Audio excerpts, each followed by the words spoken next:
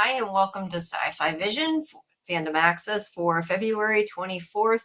We have tonight, we're going to do again this time the season finale, though, of I just usually say Seven Kingdoms, Night of the Seven Kingdoms. That's easier to remember. Sorry, and then we have the first three of Paradise for the new season, and then you guys have Star Trek, Starfleet Academy. So yeah, we got a little bit more tonight. Hey, Jen. Hey, Kimberly. Also, for people to know, don't forget that Thursday at 9:30 Eastern, we have our School Spirits Watch Party, which is in Discord. I'll put the link in the chat. If you're not a member, please do join our Discord. And then at 11 is our live stream here on YouTube. And I believe, I'm not sure exactly when, probably the beginning of the week, we're going to have a special guest from, I was looking up his character's name before I butchered, from School Spirits, Alex Sahara. He plays the principal. I don't remember the principal's name offhand. I should have had it written down. But anyway, he is going to be here at the beginning of the week. So make sure you guys stay tuned in Discord for the time and everything on that. Yeah, I'll put it up as soon as I find out, but it'll likely be in the beginning of the week. I was seeing if I could find it. Jen B. Kimberly, welcome. So, hey, is Karen? Yeah, I was going to say Karen's there. She just got your icon. Yeah, Hart. Yeah, that's Principal Hartman. I found it. So, yeah, that'll be next week. That's fine. Kimberly, thanks at least for dropping by. Everybody B, hey. Hi.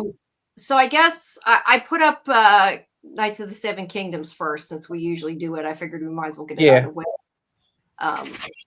Take care of it. So what did you guys think of the finale, I guess, is the question. AJ already knew a lot of what was coming, but I mean, I knew what was coming, so I knew it was going to be, it's just, wrapping up, obviously.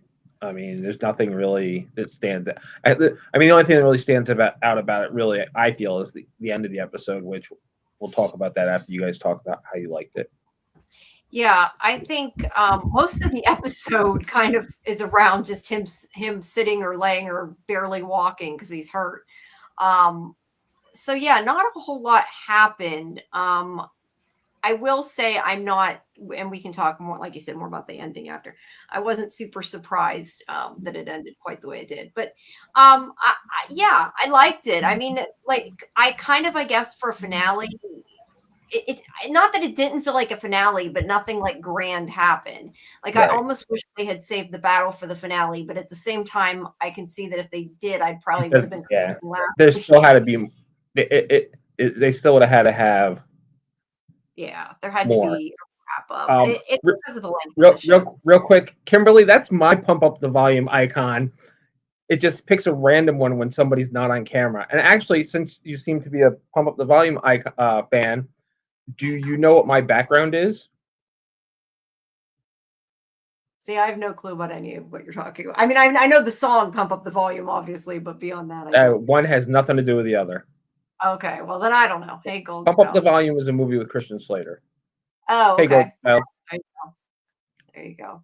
Yeah, that's actually my icon. DJ booth. I don't know. You'll have to answer that because I don't know. Yes. My background is his little studio that he has in the basement. See, if I move to the side, you can actually see. Yeah, he's sitting there behind his invisible shoulder. He's been there. And isn't my icon Doctor Who? You didn't change it. No, but it kind of looks like Matt Smith. I think that too when I see it.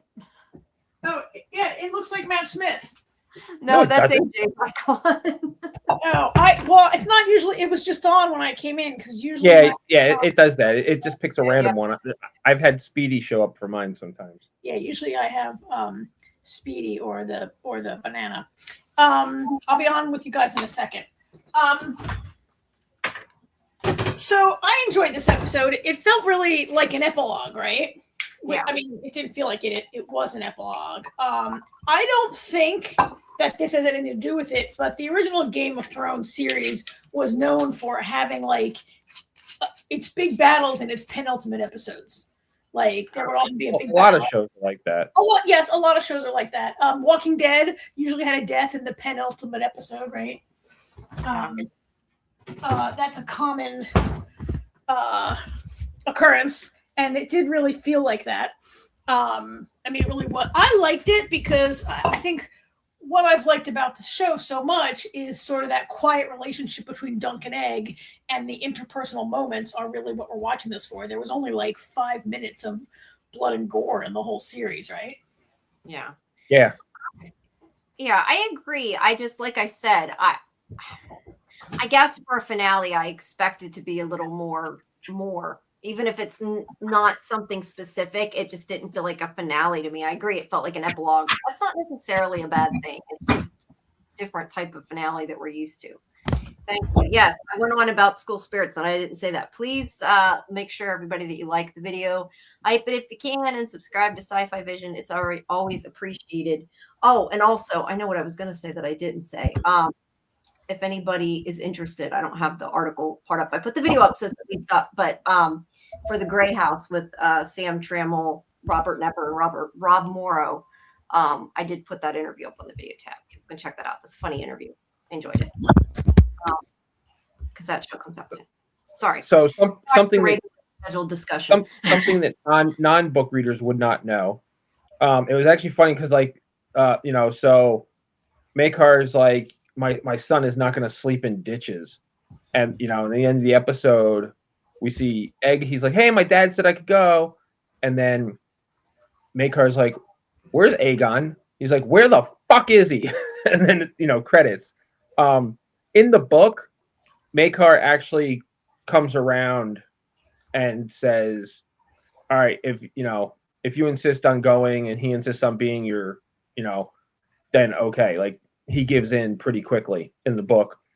So I was curious about why they made the change, and I actually like it because I never really thought about it. But in the book, it happens pretty quick where Makar just changes his mind.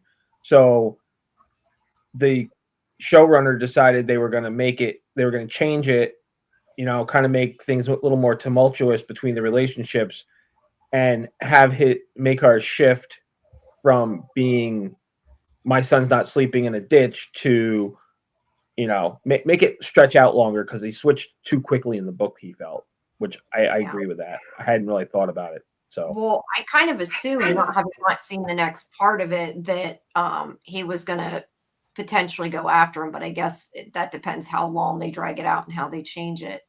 But yeah, I kind of figured that as soon as he came over to Dunk, I'm like, that little shit lied again, but in a good way. Yeah. Do you have anything to add, Karen? No, I mean, I can hold my thoughts until. Are we going to recap this quickly? Yeah. I don't think there's really a whole lot to recap. So I'll just forget all the names of everybody before we start. I'm like, blank. This guy, Lionel Baratheon. Lionel. Yeah. Okay. Yeah, he's just trying to get Dunk to go with him. Now, it seems like at the end of the episode, Dunk does not, but I hope that he does kind of end up back with him again next season. I really like Lionel. I think he's funny. I think he's a hit character. I think, AJ, from what I've seen online, that some of these characters are more fleshed out than they were in the 90-page book, right? And is Lionel one of them? I mean, yes and no. I mean, I'll tell you, if you were to read the book, you would be surprised how much of it, the dialogue, is straight from the book. Oh yeah. Again, with a 100-page book, it's not hard to do that. You don't have to I mean, yeah, I'd say Lionel, maybe, if anybody, Lionel and the Apple dude. Raymond, thank you. I couldn't think of Raymond's name. Yeah, they got a little more depth to them than a lot of the other characters. I got to say though, this is the best part of the whole of the episode for me, because when he says to the Maester, "An itchy asshole is beyond your ability," I lost it. Yeah. He was supposed to have the king's doctor or whatever look after him, but I guess after Baylor, yeah, after Baylor got killed, he didn't get the doctor because he never got to tell the doctor to help Dunk. But so yeah, I don't know who this guy is, but he, I guess, doesn't know very much. At least according to Lionel, he doesn't know very much. I think he's the Baratheon maester. I think he's Lionel's maester, right? Or is he just some maester who's hanging around? I think he's just some maester that was hanging around, because I feel like Lionel would have a little bit a better maester than this guy. So maester is what, doctor? Yeah, it's like a doctor, but they don't really have like they're like monks that are doctors. Yeah. Oh yeah, it's not like a job. You can't like have a family, whatever. They go away to this place called the Citadel and they study, and they like that's their life. And they if they study to be a doctor at the Citadel, that might be why they're not very good doctors and everybody dies. Some of them are. But you got to remember, this is a time period too where their philosophy is, okay, we don't know what to do with this, so they give them the milk of the poppy, which basically is morphine. Yeah. That'll get rid of a lot of problems, at least for a while. The Citadel's like a university. It's like the city of learning, the center of learning of the kingdom. And they go there and they like study a lot of subjects. You know how AJ, like every link in their belt is a different medal, covering a different subject they've mastered. And some of them can be really good, but they're basically dealing with herbs and things, and maybe a little, they can't really remember in House of the Dragon, the only way to save a woman in childbirth was to cut the baby out of her, right? Because the baby is more valuable than the woman. This is the level of medicine we're dealing with in these times. Yeah. I'm guessing maester then stands for master, or is like a form it's spelled Maest. Yeah, I just didn't know if that's what it was. I didn't realize it. Yeah, I guess it means like master. It's like a learned man, and they're kind of like monks, but they're not like monks like religious. They're monks like they live like a monk, right? Like they're single and they are like serving a house. All right, well, that makes sense. But either way, this guy doesn't know what he's doing. But like there wouldn't be one living in your town that you could go to. If you were poor people, you'd just be screwed. Maesters serve like the big houses usually. And maybe your lord would have the maester tend to the small folk, or maybe not if he was a jerk. Yeah, I guess it would depend. And since Baylor is not the king in line right now, he's not doing anything. So we don't know what will happen. All right. So Dunk is kind of out. I mean, he's able to stand. I did kind of question the fact that he's like goes from almost dying to walking around pretty quickly, but I mean, I guess they got to move the episode around. I also thought he looked pretty good considering we saw him get like a stick stuck, like he got stabbed multiple times, right? He actually looks kind of good. I guess it's been a couple of days, and maybe they weren't serious wounds. I guess. Yeah. Hey, Dieter. I saw you came around earlier. You were, I think, here at the wrong time, but welcome. Yeah. All right, so they're at the funeral. There's everybody all dressed up. Yeah, because like I said, he's walking around on his. He doesn't even have two crutches. He doesn't. He's not hurt enough. He needs two crutches, I guess.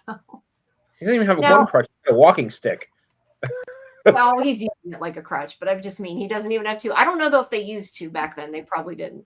Now. This is, I'm assuming, a brother, but I couldn't remember. No, I didn't understand why they didn't explain who he was. That's like, Valar, right? Yeah, that's Prince Valar. He does. They don't say his name, I don't think, or maybe they did, and I didn't catch it. But the only way you know who he is because he says he's sorry about his father dying, which is Baelor. Well, yeah, that's why I figured it was a son. But question: is he like a bastard son or something?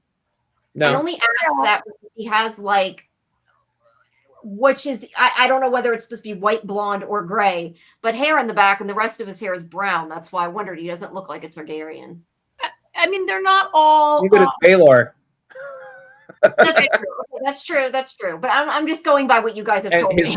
And his mother's Dornish, so. Okay. Well, since it had both, it made me wonder if that was supposed to be signaling that he was it's only probably because his mother is not Targaryen. Like, not all of them. Oh, they're not all inbred. In other words, by the time of this, I mean,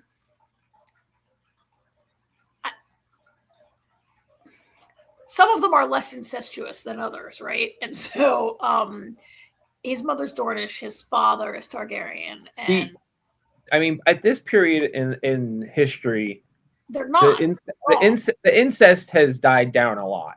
Yeah. But that blonde hair is very strong in them. So that little streak of blonde, yeah. I think he was mentioned earlier, but I don't recall seeing him until now. No, this is the first we've seen. Now, with his father dead, he is the oldest son, I think, who now is in line to be the king. Oh, interesting. Well, no, because his father's in line to be the king now, right? His father's dead. Baelor is his father. I'm sorry, his uncle, not his father. Well, no, Baelor's dead. Yes, but Makar's isn't Makar. Oh, you said Makar. No, Makar's the fourth son. The next in line we haven't met, or they haven't really even mentioned, which is Ares. Okay. I mean, I think, doesn't it go through the sons and then to the uncle, or does it go down the uncle? No, it goes through all the uncles, then it would go down to him. All right. So Ares is the next anyway, yeah, Makar is the fourth brother, so he's way down the list. Baelor is only the first. There's two more brothers before Makar could become the king. And this guy is a nephew, so he'd be even further down. Got it. Well, yeah. What? No, okay. no. All right. So then, I mean, that conversation, that they have, is about like why would the gods save my father? Oh, that's right, yeah. Why would the gods like kill my father and let you live? Right? Like he totally has this royal attitude of like we're more important. We're better. He's like, I don't get it. And of course, Dunk, the Lunk head, doesn't get it either. He's like, I don't know why they would save me. He really believes that Baelor was a better man than he is. Yeah, he does. But really, to be fair, what's he going to say to him? I'm more important. I mean, what can you really say to that statement? Yeah, to be fair, you're right. Not a whole lot. All right. So then he talks to Raymond, who got married because he had no tent to go into, and she showed up. So there you go. No, she told him the way he explained that is basically they had sex once, and she said she was pregnant. He's a total dumb. She used him to jump herself up to be a title lady, right? Yeah, but he's like, smart woman. She's she's one of those concubines that we met in the first episode. Yes. But I mean, she seems nice enough. She seems like a good character. Not that we've seen a whole lot of her, but I kind of figured she might be back because she seemed like, I don't know, just interesting, I guess. So I assume we might see her again, assuming we see Raymond again. But either way, he is suddenly married. There's a picture of his. I wouldn't hold my breath on that. I haven't read it, but women tend to be pretty disposable in Game of Thrones if they're not a main character. All right, fair. In this world, in this time period, women. No, that's true too. I don't know. I like the character. Was my point out of all of that. Not that it was super. Hey, I got to give her credit. Like she saw a dumb rich guy, who apparently no one's ever explained to him how not how sex works. How babies are made. And she's a little bit longer than that. Not that he doesn't know how they're made, but you know what I mean. It takes a little longer than a day. Yeah, and he give her credit. Yeah. But even Dunk, the Lunk, Dunk the Lunk, even Dunk, who's not so bright, seems to he seems to understand that really quick, right? That he knows what's happened here. Dunk seems to understand he's like, oh, congratulations. Like one of those congratulations, I think. Yeah. And she was eyeballing Dunk. I don't know that I picked up on that, but unless it was more like a don't tell him it's not my fault he's stupid. Yeah. I don't know. But either way, she's moved up in her station. All right. So Dunk talks to Makor, and Makor asks him to let Egg be his squire, but he wants to knight him. Well, I guess he's already knighted now. He wants him to become a knight at his kingdom, at their kingdom, I should say, because he's not the king, but at the kingdom. And he says that, they'll teach Dunk how to be a real knight, and that way Egg will become a squire and everything. And everybody's happy. So Maker thinks.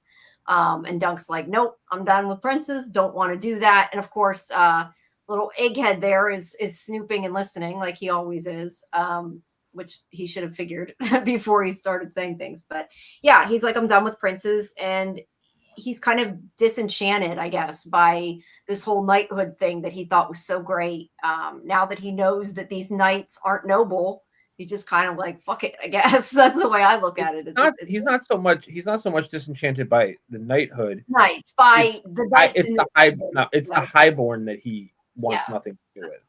That's a better description. But still, I do think kind of seems like he's disenchanted though with knights, in the sense that he's like taking off instead of like he doesn't care like he did, I guess. But he could still be a knight and taking off. I mean, right. I mean, but he's not sticking around to like either to like reap the fact that he won the tournament, or not the tournament, the battle. I guess it wasn't the tournament, but he could be going off with Lionel and be at least acting like a knight, I guess is what I'm saying. And he's kind of going off on his own rather than. I think I get what Jamie's saying. Totally. You just don't have the vocabulary from the books. But I totally agree with you, Jamie, that he doesn't want to serve one of the highborn houses. But I think AJ, like you're saying, he wants to be a hedge knight. Like, I think he wants to be sort of like like hedge knights are like the Lone Ranger, going around, like helping the poor, being a good guy. That's what he has in mind. Like, he's got all these ideas of chivalry, and he's really, as Jamie said, turned off by what he saw of like the high houses, not just the royalty, but even Lionel Baratheon, the Baratheons are a very high house, and he's like a big clown, right? Yeah, he doesn't even want to hang out with them right now. And I think he's had this idea of chivalry, and it is sad to find that it's not a real thing in the high houses. Yeah. Which is kind of sad, but the way it is. Yeah. The ambulance is coming for Karen. Sorry. Wow. Okay. It's funny though, because I guess we're not on Zoom. I was going to say Zoom blocks out a lot of noises, but it might be because we're on Zoom too. All right. So I found this scene really sad, and I'm not entirely sure because I haven't read the book. I mean, at least at the beginning, until you realize that Arlen's not dead quite yet. At this point, I was thinking, okay, so he lied. He didn't intend to knight him. He just thought he wanted to knight him and kind of embellished that a bit. But then he wakes back up. Was he supposed to die again? Or was this? That's what it seemed. That's what it seemed like. And then he was like, he wakes back up and he finishes. He goes, that's kind of what I thought. He's like, a knight always finishes his story. Yeah. Well, that to me implies that he was not necessarily ever going to knight Dunk. Yes. That he embellished. I agree with you, because this is where we know that he died here under this tree, right? And I think he woke up from the story. To me, it was pretty definitive that he has never knighted Dunk, and maybe never intended to knight Dunk. And I don't know why. Yeah. Maybe he didn't want this life for him. Who knows? Or maybe he was just a drunk. It's hard to tell. But at any rate, it was sad. I mean, but it also was interesting to me because Dunk is like, I don't know, I was just surprised to know that he may have lied. Just because he didn't seem like he was before. Well, I assumed all along that everything he said was true, and now it's kind of like he seems to be honest to a fault, right? And he's told this huge lie that he could probably be killed for. Right, AJ? Yeah. AJ? I mean, I'll say this, it's 50-50 because while it is implied that way, we don't know for sure.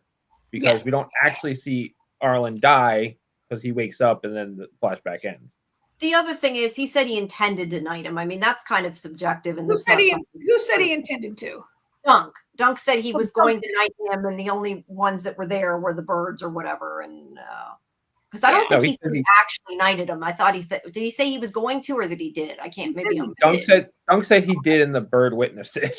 Okay, I was thinking he said he intended to. Okay, so he said he knighted him. So yeah, he had. You're right. Had maybe not even intended it. We don't know, but nobody's going to know. It's not like it's something they can prove or disprove.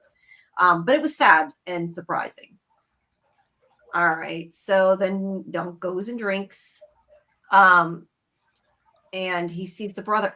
I wanted to ask you guys because I was a little confused by this. Okay, so this is the brother can see the future, Darren. right? Yeah. The drunk brother, Darren. Drunk brother Darren. I don't understand why. Oh, I guess, okay, because originally part of it, well, no, because it wasn't. It was when he saved the girl. Yeah, so why is he saying that it was his fault? That's the part I think I missed. I didn't get why he because, was yes, there was the whole thing about him beating the crap out of Arian, but he also lied and said that Dunk kidnapped Aegon. Yeah, he lied. Oh, that's right, yeah.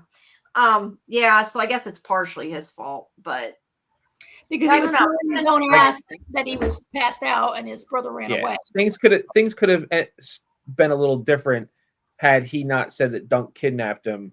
Maybe Arian's charge, they maybe they do it a different way. Probably not, but yeah, there's a possibility. But maybe make Cara and Baelor like tell Arian to shut the hell up and like, let him get away with what he, maybe they would have been more kindly disposed to Dunk from the beginning if they didn't believe he had kidnapped Egg. Right. Yeah. And once he did it, it was too late. Which is really a worse crime, I think, than punching Arian. I agree. Yeah. Especially because clearly he was helping someone when he punched him. Not that makes it okay in their eyes, but saying. So the point of this conversation is he also asks him to take on his brother as a squire, and he tells him basically when Dunk says no, he pretty much says all of my brothers are shits, and right now Egg's not. And okay, if you don't want to do that, then he's going to grow up. Not what he said. I think you misunderstood that conversation, Jamie. He said he asked if he was going to take Dunk take Egg to Squire, and Dunk says no, and he says, my brother wasn't always such a little shit. Yeah, and he said no. He talked about the other brother. He was talking about Arian. Just Arian. Right. Yeah, that's what I said. He said his other brothers is shit, and he's saying no, just Arian. Just Arian. Look, okay. We know who his other brothers are from reading the books, so we know he couldn't have said that. One of his brothers is at the Citadel studying to be a maester right now. They're not. He said Arian. He didn't say. He said my. It's hard to tell from listening to it, so I totally get why you could hear my brothers weren't always. Yeah, I assumed you meant multiple brothers, but I see what you're saying. It was just this. He said this brother, but. I get confused which ones are brothers and uncles is the problem, because Maker's his uncle, not his brother. He said my brother always wasn't such a monster, and he says Egg's not a monster, he's just young, and he's like, I'm not talking about Egg, and then he goes on to say he used to like fishing and doing this and doing that, and that's when we're supposed to realize that he's talking about Arian. I mean, I realized he was talking about Arian from the I got that. My point was he's kind of, in my opinion, trying to guilt trip Dunk and saying he's going to end up just as bad as him. Yes, you're totally right. Yes, that I agree with. Yeah, that's what I was getting at with that. Hey, Scarlett. Totally right with that. That he was like, look, Arian wasn't always like, he started out as a nice kid too, and he doesn't say it, but he's kind of implying like, get him away from our family for a little while. Yeah, that's definitely what he's implying, and I think that's obviously what really changes Dunk's mind. And then we have Egg here, who realizes his Peach Fuzz is coming back, and he's getting a little upset about it, and he's thinking of stabbing his brother. Of course he doesn't. Because his father was sitting there. I don't know. Would he have? I don't know. I tend to think he wouldn't have, but that's because it's a story. In real life, I don't know. But yeah, his father comes and cares about him somewhat, at least. Maybe not as much as he should, but he stops him from doing that. Can we hold there for a second on the Peach Fuzz? Did you guys see the interview with Dexter Solancel this week where he talked about the hair? So he's 11 years old in real life right now. He said they shave his hair on set every single day when they're filming. And when he went back to school, he said when he goes back to school and it started to grow back in, he said when his hair's real short like that, it feels real nice to rub the fuzz. And he charges the kids at school to rub his head. And like one rub if you buy him a drink, and then if you buy him lunch, you can get like free rubs all day. That's so cool. Well, that's the age he is. Yep. But yeah, he doesn't want his hair to grow. I thought maybe he was going to, when he got caught like that, I thought he was going to be like, oh, I was asking him to shave my head or something like Dippy like that, but they didn't. So I want to ask you guys why you think. So we know that Arian was horrible to him. Arian killed Egg's cat when he was little, and he said he used to come into his bed at night and hold a knife between his legs to, like, I guess threaten him that he was gonna hurt him. And so, because he wanted a sister. Oh, because he wanted a sister. He was gonna castrate him. Yeah. And so that was terrifying and horrible. And like, so, like, do you think Egg was gonna kill him or just threaten him or whatever? And when he drops the knife and he's crying, I wanted to ask you guys what you think that is about, what emotion that is, what's happening there for him. Like, is he crying because he can't kill his brother? Is he crying because he does love his like, what's he crying about there? Maybe I think it's just everything. It's a frustration. Yeah. I mean, I definitely think he could be frustrated at the fact that he can't kill him even though he wants to. Yeah, because I don't think he would have, even if his father wasn't there. I honestly don't think he would have. But yeah, it's sad, but yeah, it would have been nice almost. I agree. I don't think Egg can kill a helpless person in their sleep. Yeah, you don't think Egg's capable of that at this point in his life, at least. Yeah. Yeah. I don't know. I mean, I think he knows that there's a possibility, even though they're way down in the line of succession, he knows it's possible that his brother could become the king. Like in Westeros, you could just die anytime from anything, right? And there's a war coming. There's already been the first battle of the Blackfire Rebellion, right? And a war is coming. And like lots of them will be killed, probably. Yeah, probably.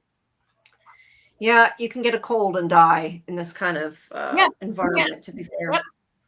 So, all right. Well, all right. Anyway, I would say hopefully he's not going to be king, but I assume he probably is at some point. But I don't know because I haven't read the books. All right. So this is where Dunk actually, I was like kind of proud of him in this moment. I'm like, that he stood up to him and he's like, I will train him. I will train Egg, but I'm not going to stay at the castle. And he basically said to him, don't let him become like your other sons. And I was like, I can't believe he said that. He didn't outright say it, I guess, enough that he could be too pissed, but he definitely implied it. It's definitely implied. It's definitely implied. And he let him get away with it. So, yeah.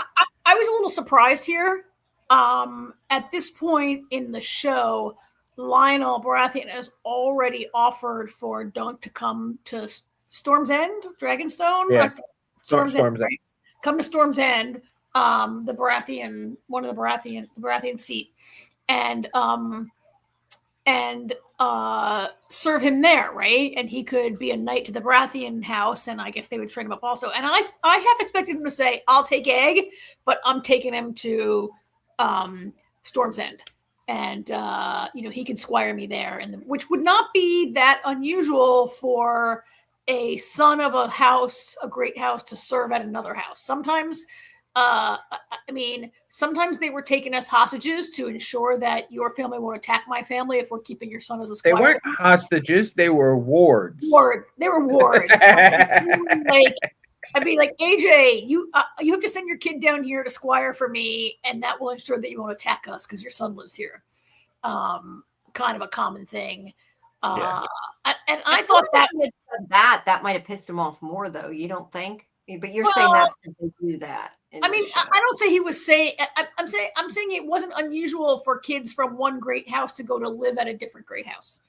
Right, but I'm saying, like, I feel like if Dunk suggested that, then he might have gotten pissed if he said that. I mean, it's better than sleeping in a ditch, I think, according to, at least he would be in a luxurious environment. I thought that was the offer that I thought Dunk was going to, as I watched this, thought Dunk was going to come up with, like, I'm not going to Summer Hall.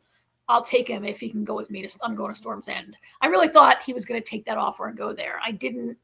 Well, he had already told Lionel he wasn't going. I know, but I thought I was still hoping he'd end up with Lionel at some point. And if it meant taking Egg, then maybe I mean, yeah.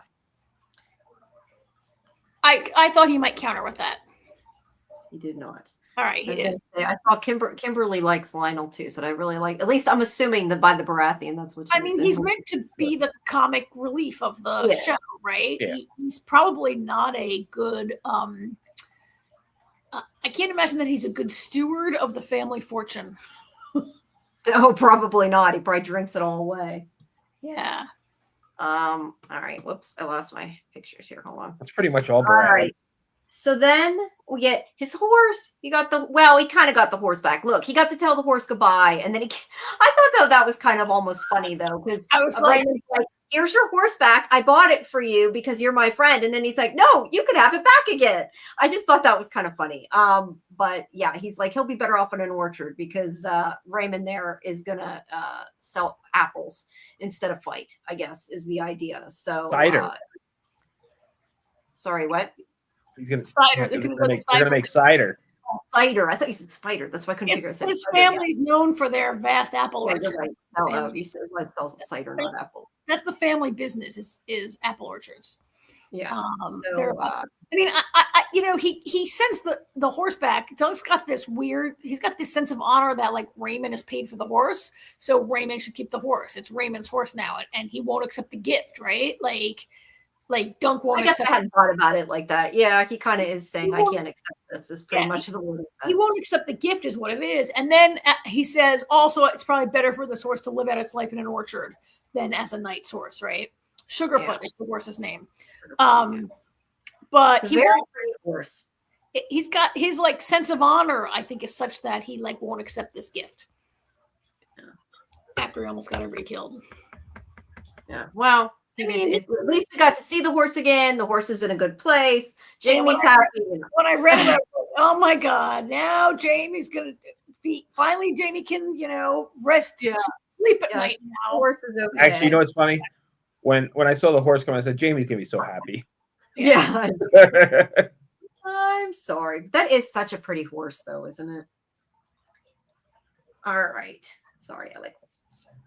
All right, so he heads off again, and again is not going with Lionel though. And this is where Egg comes up, and he's like, "My father told me I'm to squire for you," and I'm thinking, "Yeah, no, he didn't." I think it was pretty apparent since he lied the first time. It's like he fooled me once that he was lying through his teeth, but Dunk accepts it. So my question to you guys is, do you think Dunk actually believes him? I mean, Dunk is the lunk. Maybe he does believe him, but I didn't know if it was more he believed him or he accepted it, because I feel like if he accepts it and doesn't believe him, he would know he could end up in a lot of trouble. So I tend to think he believed him. Yes, I agree with that I think statement. he believes them. He's told, he has said before, like, don't lie to me, to the kid. I think he believes him. I think he believes him. I think in the book, AJ said in the book, like Makar does say you can go. Doesn't he tell him you can go, but you have to shave your head and don't ever let anybody know you're a Targaryen? Yes, and he gives him a royal seal to use in an emergency. Oh, okay. It does seem like on the one hand, that's a little surprising. Like anybody who was at this tournament would know. Surely everybody who's there knows what happened with Egg, being the prince's son and all this. How could that not have gotten out? But there's no phone and no internet, so I guess word wouldn't really travel that far. Yeah, that's true. But I'm just curious if they're going to have him like looking for him for a while, or they're just going to really quickly drop it, or I don't know. Or maybe they'll figure it out. I think they're going to drop it only because the 3-book series, I think, is called The Adventures of Dunk and Egg or something like that, right? The Adventure of the Story or The Adventure or something like that. So I think it's really, and I think this show is best when it has been focused on the relationship between these two. Right. Yeah, so you think they might just not mention it again, which is kind of what I wondered. Like, do they even need to have Maker looking for him? Not necessarily. I think he's going to be, given the way that it ended with. I would say so, given the way it ended. Where the fuck is he? But I almost feel like I could accept that he probably figured it out, and like it wouldn't really bother me that much if he just didn't. But I can he'll figure it out. He knows where the kid went. That's what I mean. Like I would be okay if he didn't chase after, because I know AJ, you're saying like in the book he was like, it's okay, you can go. I'm saying like, to me, him being like, oh shit, figuring it out, and then just like letting it go. I could see being just would be fine. Yeah, like, they don't let things go. Yeah, well, it's hard to say because in the book, this doesn't happen in the book, so I guess it'll be hard to say what would happen. Yeah, I mean, well, I don't see him just letting it go, but yeah, but I guess, but all right, but I don't see it being a whole story of like that's kind of what I'm saying. Like this guy trying to find his son, because I think I mean, it's not what I like about this show, right? Like I like to see what happens to them as they go to different towns and whatever, and yeah, whatever happens. You know, I don't know. It was funny though, because I also was kind of like, how did you not figure it out like almost instantly where he went, right? Like you would think that'd be the first thing he would think, although he might think Dunk took him too, but would he really, after everything he just went through? Probably not. So I don't know. We'll have to wait and see. But all right. There you go. He's mad. Yep. All righty. All right. So now we have Paradise. How'd you guys like the closing credits played? You know, they had they had really modern music in this show, and they closed. Yeah, I was surprised by the song, but I like that song. I listened to it all the way through. Yeah, I like it. I mean, I recognized it. It's a well-known song, right? And they opened with like some jazz music, right? It was a little surprising. A show with good music. Yeah, but they like Paradise. They played this song that's from like I don't even know what it's from. It's from the early part of the last century, right? I was gonna say it's probably early 70s. Actually, so it was first recorded in 1946. Okay, yeah. So it's this like old, you know, song about the working man, the hardships of the working man. Yeah, it fit though the way they did it. Yeah, it did. Yeah, it fit. I liked it. Yeah. All right. Paradise. And so just to reiterate though, before you let me quickly, I don't think we had any comments to follow up on for this. And as we mentioned before, this show is in production right now and should be back on our screens, I guess, next year in 27, maybe.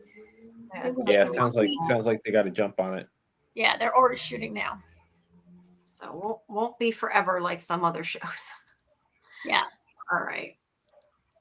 Oh, speaking of Game of Thrones, though, House of the Dragon, June. Sorry about that. I did not mean to click that. House of the Dragon. and did you see they're going to do a trailer? Yeah, there's a trailer for House of the Dragon, and it's coming out in June. There we go. The first trailer just came out, I think, right? Yeah. And there's going to be a stage play in the West End in London. A prequel. It's a Game of Thrones prequel. But it's GR, I don't think wrote it. I think he's just involved in it, right? I have no idea. It's called The Mad King. It's going to be at the Royal Shakespeare Theater this summer. It's called The Mad King. And that's what they had a trailer of, or there's a trailer or something? Yeah, they had a trailer for House of the Dragon, but it also was announced last week that there will be a play at the Royal Shakespeare Theater later this year that's called The Mad King, and it's set 10 years before Game of Thrones. Gotcha. That's interesting for a play, I guess. Yeah. So, all right. So, Paradise. Okay. So Paradise. We will, as long as we can move through in decent speed, we'll do the first three. If anybody hasn't seen it, whoops, there we go. Yeah, we should. I don't see why we can't blast through three of them. I don't think there's a whole lot, and I didn't take tons of pictures. I've been doing better taking less pictures each time. Actually, it's funny. I noticed like the first episode had more pictures, the second episode had less pictures, and the third episode had even less pictures. So I even do it as I go during the day. Well, the third episode was very talky. So before you jump in, thoughts, you guys, on this 3-episode premiere? I don't like that they drop 3 episodes at once when we're covering it. I'm a binger. I prefer to watch it, but it kind of annoys me that they do this when we're trying to cover it. Debbie's like, Paradise is so freaking good. I agree, Debbie. I think that if you haven't seen it, you like not that it's the tone of From, but it's got some of those mystery elements, that sort of puzzle box thing. Not as much, but especially season 1. I think it has almost zero in common with From. Honestly, it's not. I agree with Karen. Well, I don't think it's the same tone, but I think that if you like the puzzle box part of From, you should like it because there is not as much. All right, it's neither here nor there. It's not a puzzle box, but no, but it's got. I like the mysteries parts, and I think you could go deep if you wanted to. I don't know. That's my opinion, but it's obviously not the same tone. Anyway, so as I was saying, I don't love that they dropped 3 episodes, but I kind of get why they did, because the first episode especially is so different. I don't know, when I started to watch the first episode, or not watch, first started to, when I finished the first episode, I was to me, I was like, that didn't feel like Paradise at all. It felt like a self-contained love story, not in a bad way, but yeah, it wasn't really at all like the show, and none of the other characters. It's introducing the characters, so yes. So I kind of like that they did that, though, because I think it made you actually care about them, even though it was only 1 episode of them. Yeah, I like the way they broke it up, even if Karen was annoyed at his flashbacks. Go ahead. I'm sorry, I cut you off. Go ahead, please. No, that's it. I'm done. Go ahead. I don't like 3 episodes being dropped because now there's only 5 weeks left. And I enjoy when a show has more going on. I like having the week to think about it and think about what I saw, and maybe watch some interviews or whatever, and like get myself ready for the next week. I'm like an old school TV watcher on these mystery shows, and I love Paradise. And I feel like, okay, now it's almost halfway over, and I only spent like 1 day watching it, right? Yeah, first season. These 3 episodes felt very set-up-y, which I guess is okay. And this show has always been like, almost some episodes are 50% or more flashback, right? Like, how much flashback did we have with Cal in season 1, right? And even more flashback with Cal, about Cal, in this season, right? Like, there's definitely flashbacks. I mean, I can see how, I'm not saying this about you, but I'm saying I can see how a person could forget how flashback heavy this show is when you haven't watched it in over a year, right? I happened to just rewatch the entire season this week, getting ready for this last week. So I'm okay. I'm okay with some of the level setup. For me, it's the Xavier storyline that really dragged, but I really enjoyed the Annie backstory a lot. And I'm going to go to Jen. I mean, I agree with Jen. I loved that the 3 episodes explained what happened on D-Day in the real world, and also gave depth to the new characters. Yeah, we've never seen what it was like for people who survived, right? And what really happened on D-Day, we've never really known. So, Debbie also didn't like the dropping the 3 episodes, but you're right. We do have kind of 3 stories that interweave, and that's why I said I kind of get it. I don't know that it was necessary, but like I kind of get why they probably did it the way it fits together. So AJ, I get why they did it. I hate that they. You know what? Screw this. Oh, we dropped 3 episodes because it's 3 different perspectives, 3 different contained storylines. You know what? No, fuck that. Make us all wait week to week. I'm going to tell a quick story. So Damon and I just yesterday watched the season finale of season 3 of Fringe, and he lost his ever-loving fucking mind. And I said, dude, I don't want to hear it. You get to see what happens at the beginning of season 4 tomorrow. I said, I had to wait 8 fucking months. I was like, so don't cry to me about a fucking season finale, all right? Don't complain to me about cliffhangers, So make you want people to keep coming back to watch your show, make them wait a week. Give them time to think about it. But anyway. But I just got to say, I sometimes wonder if they think the TV audience won't. Because I think there are some people that, like, if they don't get enough of it to get them invested enough, they'll just quit and won't come back. And I think screw them. You know what? I can't help that the people nowadays don't have an attention span. Screw them. That's True, just my but they want But, all right, they want to make all right, money, AJ. but- That's all so, they care but- about. and let me get this out of the way right now. You people in the chat, if you don't know this already, you're gonna hear me say it every week because they keep fucking doing it every goddamn episode. Ooh, he's upset. What, the music? You know what I'm upset about. If you're gonna have music, either get a good cover or don't play any fucking music. We had an episode contained in Graceland. Not only did they not have the balls to fucking pay for at least one Elvis song, the covers were all terrible. When they played Unchained Melody, I'm sitting there and I'm listening to it and I know the words and I'm like, I know this song, but it was so slow. It took me a minute to realize what the hell it was. Yeah. I tend to agree that if you have a show that Elvis and Graceland are so important, could you spring to pay for one Elvis song? One. Just one. Yeah. And how stupid was it? She says, Are You Lonesome Tonight is my favorite Elvis song. And they don't even play Are You Lonesome Tonight during that scene. During the sex scene, they play a different song. They play Unchained Melody. Which Maybe it they took me a couldn't minute. afford one, and the producer liked Unchained Melody.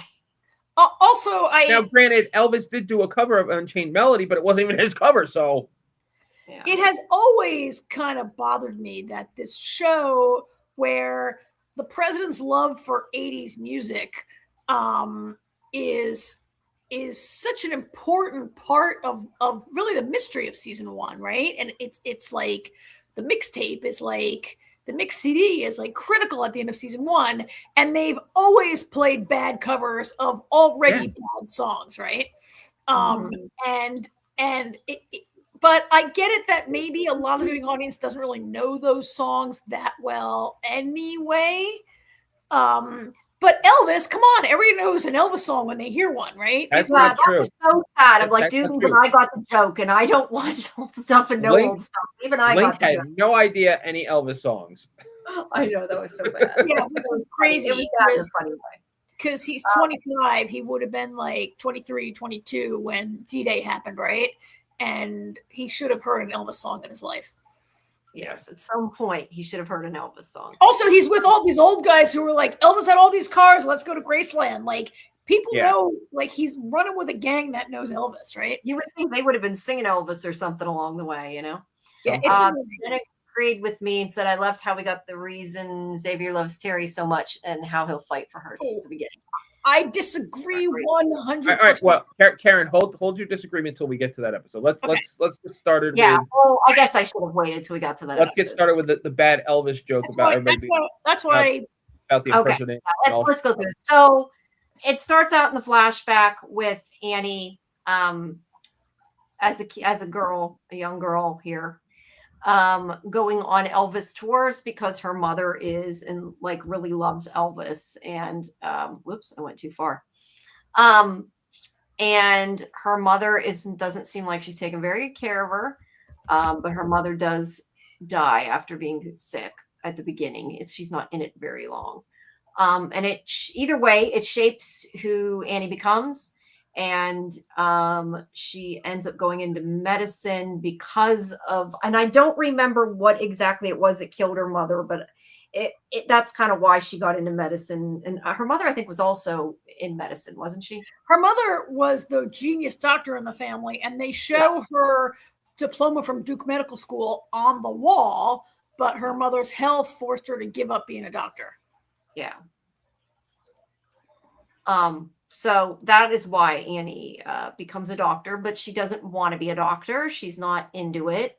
And eventually she just quits when she has a bad day there.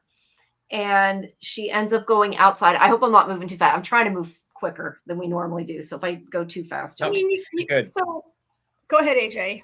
No, I said that's fine. Go. Yeah, I think you just glossed over the part where her upbringing was difficult and Graceland was her happy place, and she would go repeatedly on the Graceland tour, which apparently her mother also loved, and like Graceland was like a real touchstone for her as a small child, which brings us to this shot here.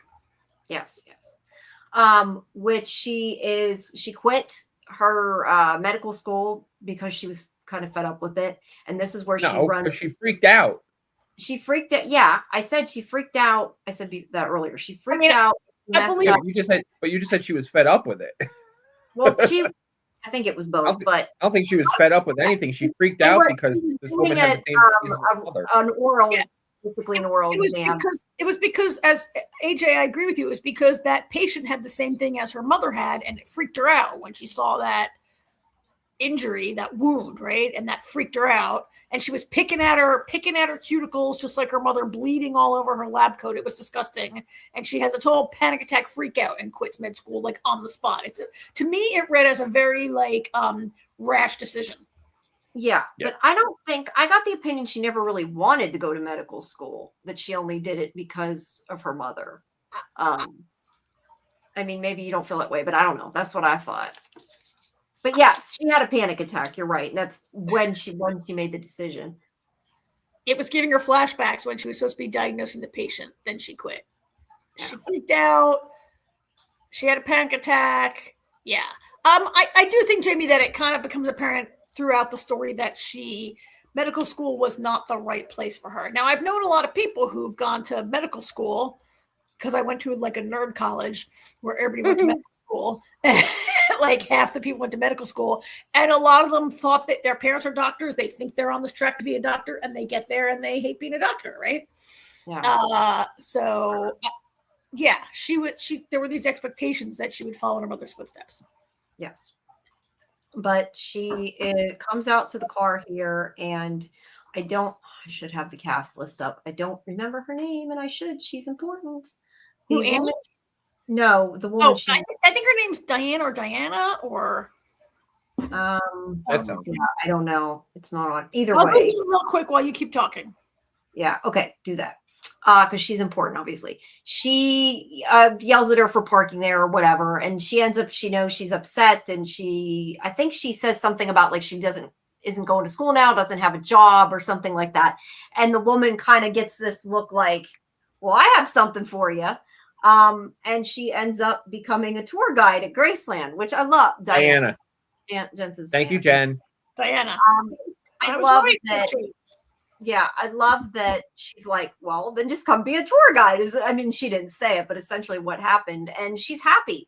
I mean, she even says like later, that I think when they ask her what she missed or whatever, that she missed being a tour guide. Like this is what made her happy. She didn't need the cushy medical job apparently. And I think but nothing is cushy about being in medical school. Yeah, I was gonna say. I said cushy medical job. Eventually you get to the job. It just takes a really long time to get to the job. Most of the doctors I know are like 50 years old and still drowning in medical school debt.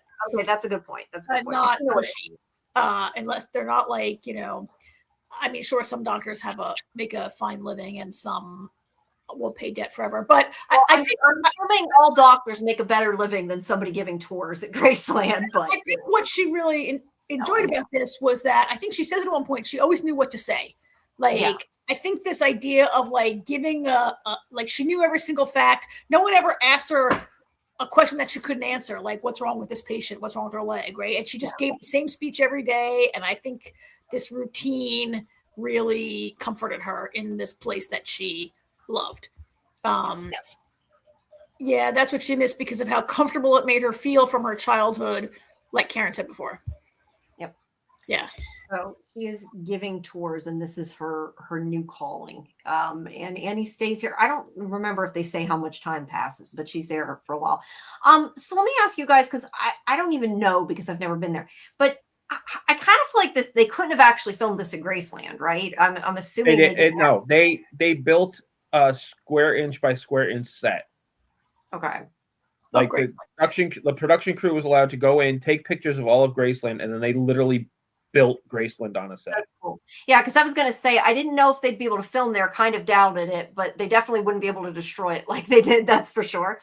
So I don't think you can close. I think Graceland is way too big a moneymaker for the family to close it for days and for weeks probably to shoot this episode. Mm-hmm. That's a good point. But this is Annie's new job there. And then Diana becomes her friend. And while they're there, the world goes to shit. And they kind of show pieces of what happens that we know is what happened before and like leading up to D-Day or not D-Day, but yeah, when everything happened in the show and they need to get out. I love that, like, it's funny, especially because you talk about like Annie panicked being the doctor, like she didn't know what to do and she didn't feel comfortable and everything.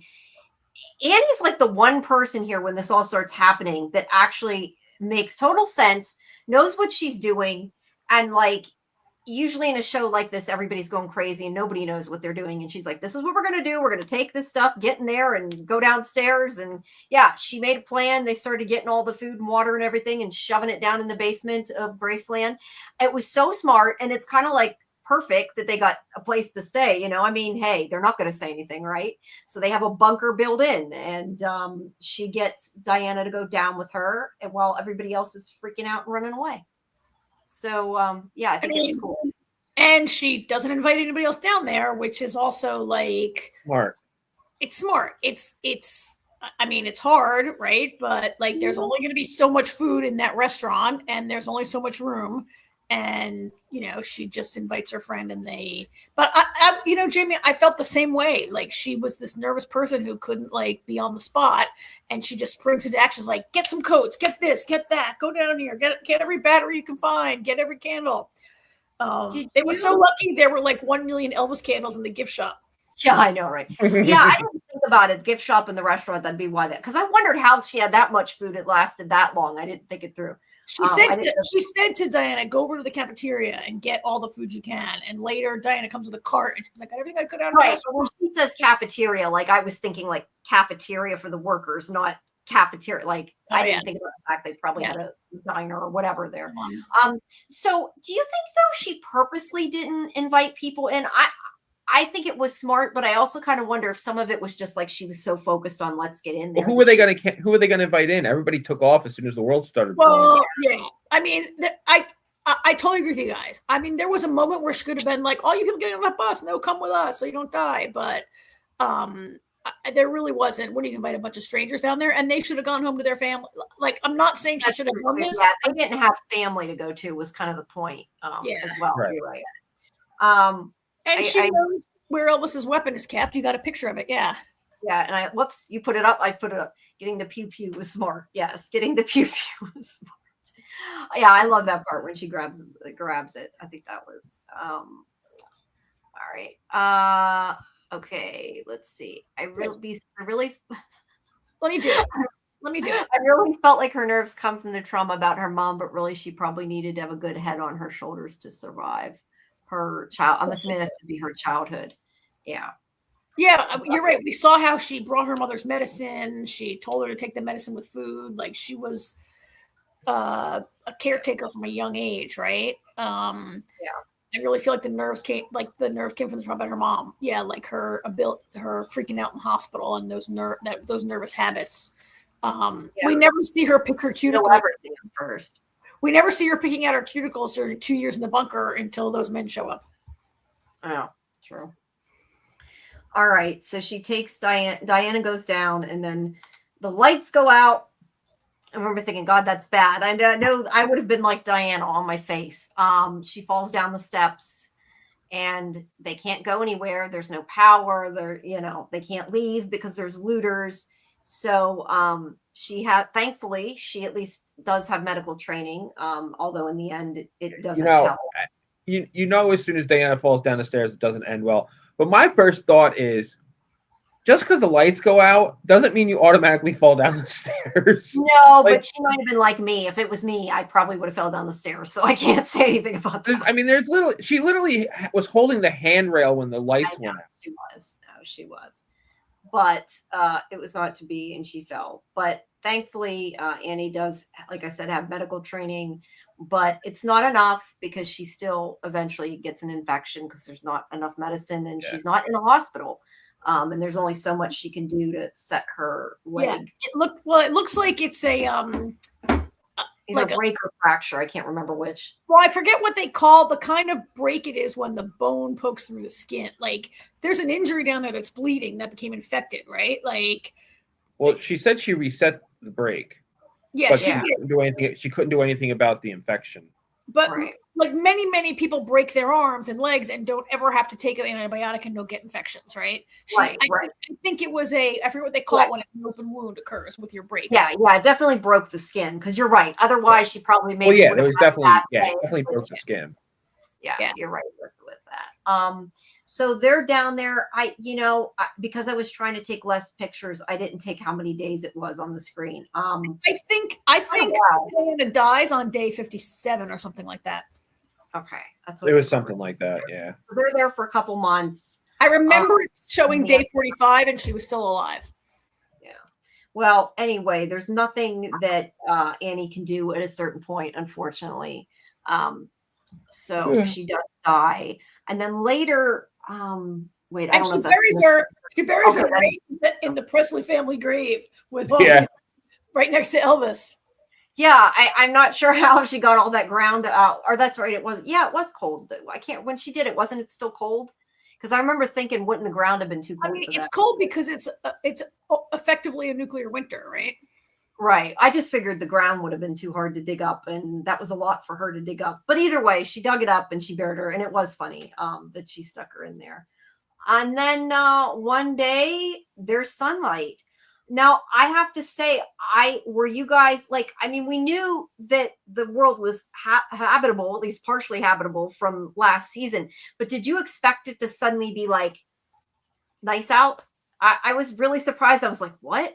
Like that really shocked me. I thought it was really cool and was I don't know. Well, it was something like 687 days, I think.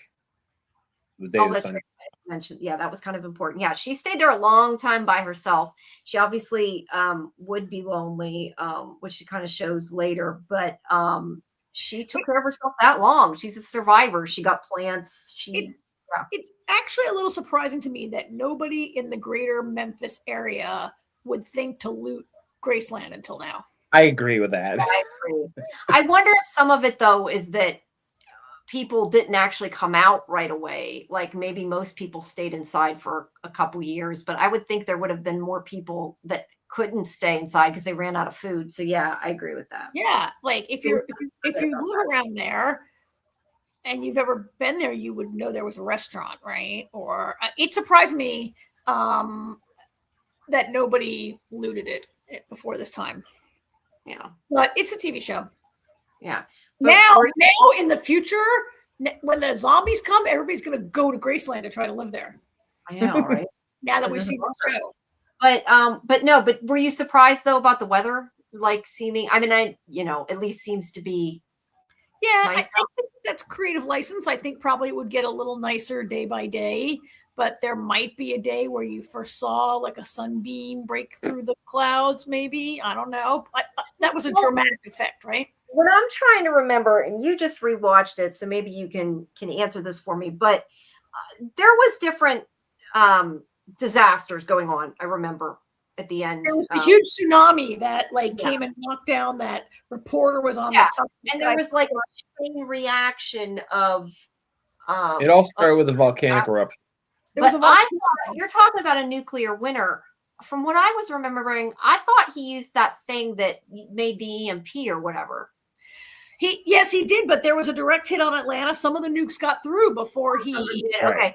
I thought that and it's probably just I'm misremembering, not that I thought this then, but I thought that the EMP stopped the nukes, at least not everywhere, but at least in the United States or whatever. It was going to we don't know what nukes went off elsewhere in the world also, but Atlanta was a direct hit. That's why he believed Terry was dead. I just rewatched it, or is it in this episode, or was it when I just rewatched it when he's on the Air Force One with the kids trying to get away, and the president's about to press the button and you see the incoming missiles and it shows Atlanta direct hit.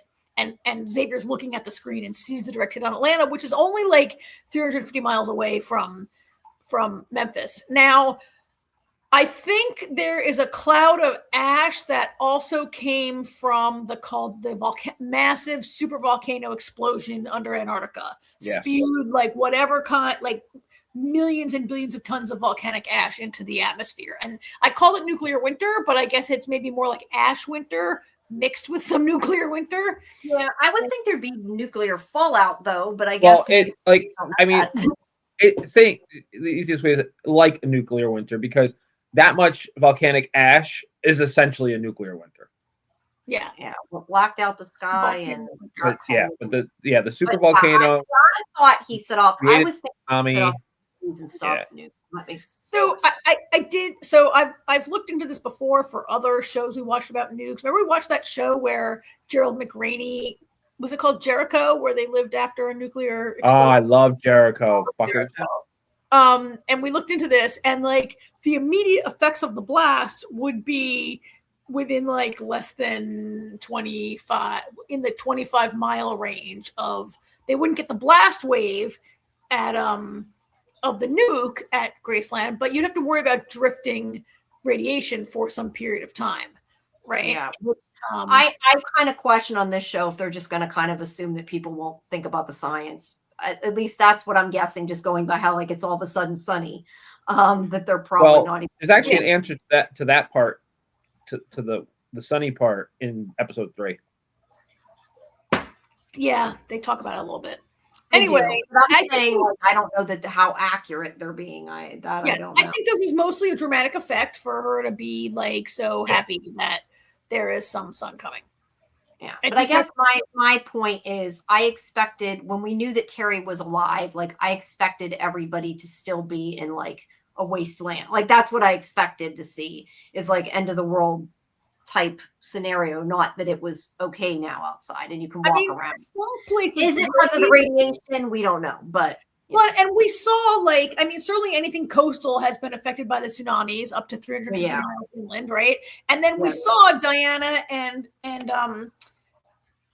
Annie were looking through the telescope, and they were seeing in downtown Memphis and over in Arkansas like explosions. Remember the chemical plant exploded, and other kinds of yes, downtown might be a hellscape, right? It could be, but it's not completely from the weather. It's not almost uninhabitable, which is, I guess, just what I expected, is all I'm saying. Yeah. I was surprised that it wasn't. So this group of men come in, and she hides smartly. And I know at this point I was thinking, just because, you know, the way the show is, and that we're going to have more than one character, I figured these people were probably not bad. And I told myself, I said, Jamie, you watch too much Walking Dead, because I automatically assume everybody is there to kill you, right? And I'm like, no, that doesn't mean it's actually funny. My thought was, I was so happy that they weren't bad. I was like, oh, thank God they're actually nice. Yeah. 45 days, 46, she was alone. So thank you. But yeah, this guy comes in, and I've already forgotten his Link. name. His name is Link. Link. That's right. Link. Like, because he says it's like all the guys in his group go by Zelda. Not by Zelda. I'm like, hey, another joke I get. All right, so here's Link. She hits. She doesn't hit him yet. Right now she's scared. And yeah, look, she's rightly scared. I would be terrified and not want to trust these people. Look, apocalypse or no, any woman who's alone in a house and 5 men break in should be terrified. Yes, I agree. Well, I'm getting obscene if the episode has a cast list for specifically the episodes, so I can quit saying what's the name? What is the No, I mean, when I look for the other people, so I know what their names are. They're just like red shirts. Urkel. One is Urkel. Yeah. They're all, who cares? They're barely speaking in the episode. All right. Well, either way, he is telling her he didn't intend to hurt her, and she ends up hitting him while he's at the piano. And she has the gun. She hits him across the face. I don't know if she hit him with the gun, or I can't remember. But either way, fireplace poker. Oh yeah, she hit him in the back of the head with. I thought she was it the poker that she hit him in the back of the head with. Yeah, whatever. She hits him with something. Can we? Either way, yes, we're taking too long. Okay, so she hits him in the face. Eventually, they get her to come out for breakfast, and she finds out that maybe these people aren't bad, and that they really were just trying to find. Well, I mean, they were trying to find a place to go, but really what they're looking for, and you were talking about the science, they're saying how the nuclear plants are going to explode. And this was kind of just a pit stop on the way to They went there to see Elvis's cars. You want to see Elvis's cars, is why they came. Right. Because I think they thought the kind of cars they were too, that they would still work. They initially tell her they just wanted to see his cars. They don't tell her their plan right away. And later on, they find his cars. Later but on, it's kind of obvious they want to take the cars, but they wanted to. Like, I get that. Like, how boring would it be at the end of the world? Like, let's go check out all his cars. But they really want to strip him for parts, which made a lot of sense to me, because I kind of appreciated the fact that, like, a constant complaint about Walking Dead is like gasoline won't work after like 2 years of sitting around, right? Like, those cars weren't gassed up. There was a museum. Those cars weren't gassed up. No. But yeah, they knew exactly why they wanted to see the cars. You're right. But yeah, they do have an actual plan, and their plan is that they are intending to shut down the nuclear plants so we don't get more nuclear issues. But they seem to be good guys. She ends up not exactly friends. I mean, they're not there that long, I don't think. It seems like they were there a couple days. They I don't said think they were going to stay about a week. A week, okay. Which is why this is one of those things where it's like you have to go by TV time instead of real life time, because they magically fall in love in like a week, when they weren't, not that they couldn't have just slept together, but I mean, it seems like they're implying they were in love and it was more than just sex. And they didn't actually know each other that long here. But you're supposed to buy this relationship. But I actually do. Like, I also, they're like 25, and like, I'm sorry, but okay, she certainly hasn't had sex for at least 2 years. Well, she hasn't even when she hugged him, she's like, hasn't touched anybody. Well, she hasn't seen, like, that makes sense, right? That she would be. Yeah. I was just going to say, like, they're 25. Like, I remember, like, people when they're 25, like, they think just because you had sex, now you're their girlfriend, right? Like, this is, like, are they in love? Are they, looking for a human connection, or but whatever? There seems to be connection, but yeah, you're right. Like I think the show wants you to buy they cared about each other, is what I'm saying. Not that it necessarily makes sense. Just I think the show wants you to think. She hasn't seen a person in 2 years, and then a hot man walks in. So who can blame her? Exactly. To be fair, Link is an idiot. He is an idiot. Link's an idiot. He's 25. Yeah, she's older than he is, because I forget how old, if she ever says how old she is, but she's older than he is. A little. I took it that way because of the way she reacted to know when he was 25. But yeah, Link is exactly. She's like, oh my God, you're a baby. Yeah, there's this little baby face student ID he gives her. Yeah, he gives her his ID, and she's kind of like, really? Okay. But yeah, they end up sort of, I want to say going on a date, but yet everybody's there. So it's kind of a date. They dress up for dinner. Hey, Karen, what'd you think about her and one of Priscilla's famous I loved it. I can't believe she didn't try them on before. And I can't believe that it fits, because Priscilla was like 16 when she lived in Graceland with Elvis. When she married him. Of course, she grew older as they were married, but I loved it. I loved that she went into, after not touching, like, she lives in the museum and she only touches what she has to for years, right? And then she whips out the dress. I loved it. What did you like it? I got a kick out of it. I was like, oh, look, she's like dressed up like Priscilla. Look, you can see, I just noticed that now that you said that, you can see a picture of Priscilla in that dress on the wall up in the top left. I don't know if you can tell. I can see it big on the wall. It's a little dark, but. Oh, yeah. She does look to be wearing that dress holding Lisa Marie, right? Yeah. Yeah. That's, I think, what it was. What the heck? She's holding the baby. Lost. Anyway. Yeah. So he gets shaved and nice and clean, and they hang out. And then she gives them a tour. I think I took one picture. She gives them a tour of Graceland, because that's what she misses doing. Because there's a conversation where they ask at dinner, what's the one thing that you miss? And they go around and say things. And I think at the time she doesn't answer, though, does she? I can't remember. It takes her a long time to come up with something. And then she said, she says it right there at dinner, but it takes her like a full minute to come up with something. Yeah, but she very much enjoyed giving tours, so that's why I was slightly disappointed that we didn't actually get to hear everybody's. Yeah. Thing. Yeah. Hey, Karen, how'd you like that one, guys? I miss watching the Mets. Oh, yeah. Watching the Mets. I thought of you when I saw that. was the nicest home invasion for an apocalypse. It was. I just had to keep telling myself over and over again, this isn't Walking Dead. They're not secretly going to stab her or something. Because I felt like that through half of it. I'm like, I have been watching way too much of that show, on that kind of show. So yeah, there's some of her plants. See, she planted. I don't know exactly. I guess they were plants that were there, but she helped them grow. I'm not sure if she added plants or what, but she's. I think she's grown more plants over the years. I mean, I think part of them being nice guys that invaded, like, I feel like this show kind of set up. No, I was going to say, I think this show kind of set up at the end of last season and is moving this season towards this idea of like Sinatra, like, doesn't want anybody in and thinks that everybody outside there is like animals who just want her resources. And we're seeing that people on the outside, like the people we've been introduced to so far, are like inherently like okay people just trying to live. Yeah. Right. It kind of makes you wonder, like, how would it really be? I think it would probably be somewhere in the middle. I mean, I don't think everybody's going to be animals, but I don't think everybody you could trust either. Yeah. Their beast is the same thing. I was sure they were going to be violent, but yeah, they were not.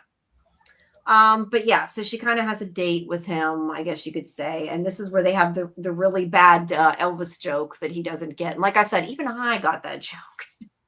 And I'm the kind of person who doesn't know stuff like that. I figured I would, but no, I even got that joke. And then the whole favorite song, then she's like, "Are you lonesome tonight?" And he's like, "Well, I guess, loneliness is, and he goes on this whole thing, and she's like it's the name of the song. Yeah. It was cute. It was cute. But at any rate, this is where she hugs him. Like I said, she hasn't touched anybody or been near a person, a human, for so long. I think a lot of it is just human connection, because she kind of like breaks down right there, like, oh my God, this is a big thing. And all she's doing is hugging him. But they do have sex after, and I don't know if that's important, but they seem to really focus on that scar, like it's going to mean something later. So I took a picture of it and wanted to mention it. I have no clue. Did you feel like that? Maybe I'm just too used to looking for stuff. I don't know. You're too used to looking for stuff. You are. Okay. I don't know if that scar is going to mean something other than I mean, it might come back. I just think that it is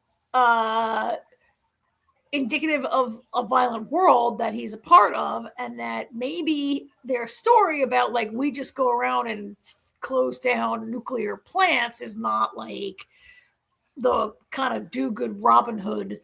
And we learn later that's not really what they're doing at all, or what they're up to. But I don't know if that scar is like Chekhov's scar that we're gonna learn. No, I just to me that maybe you'll see it again. Like, I don't think it was really his. I mean, I guess it could have really been his scar, but it looked like it was like a fake scar, I assume. Yeah, but I mean, it's a violent world, right? Yeah, fair enough. All right, so he wants her to come with him.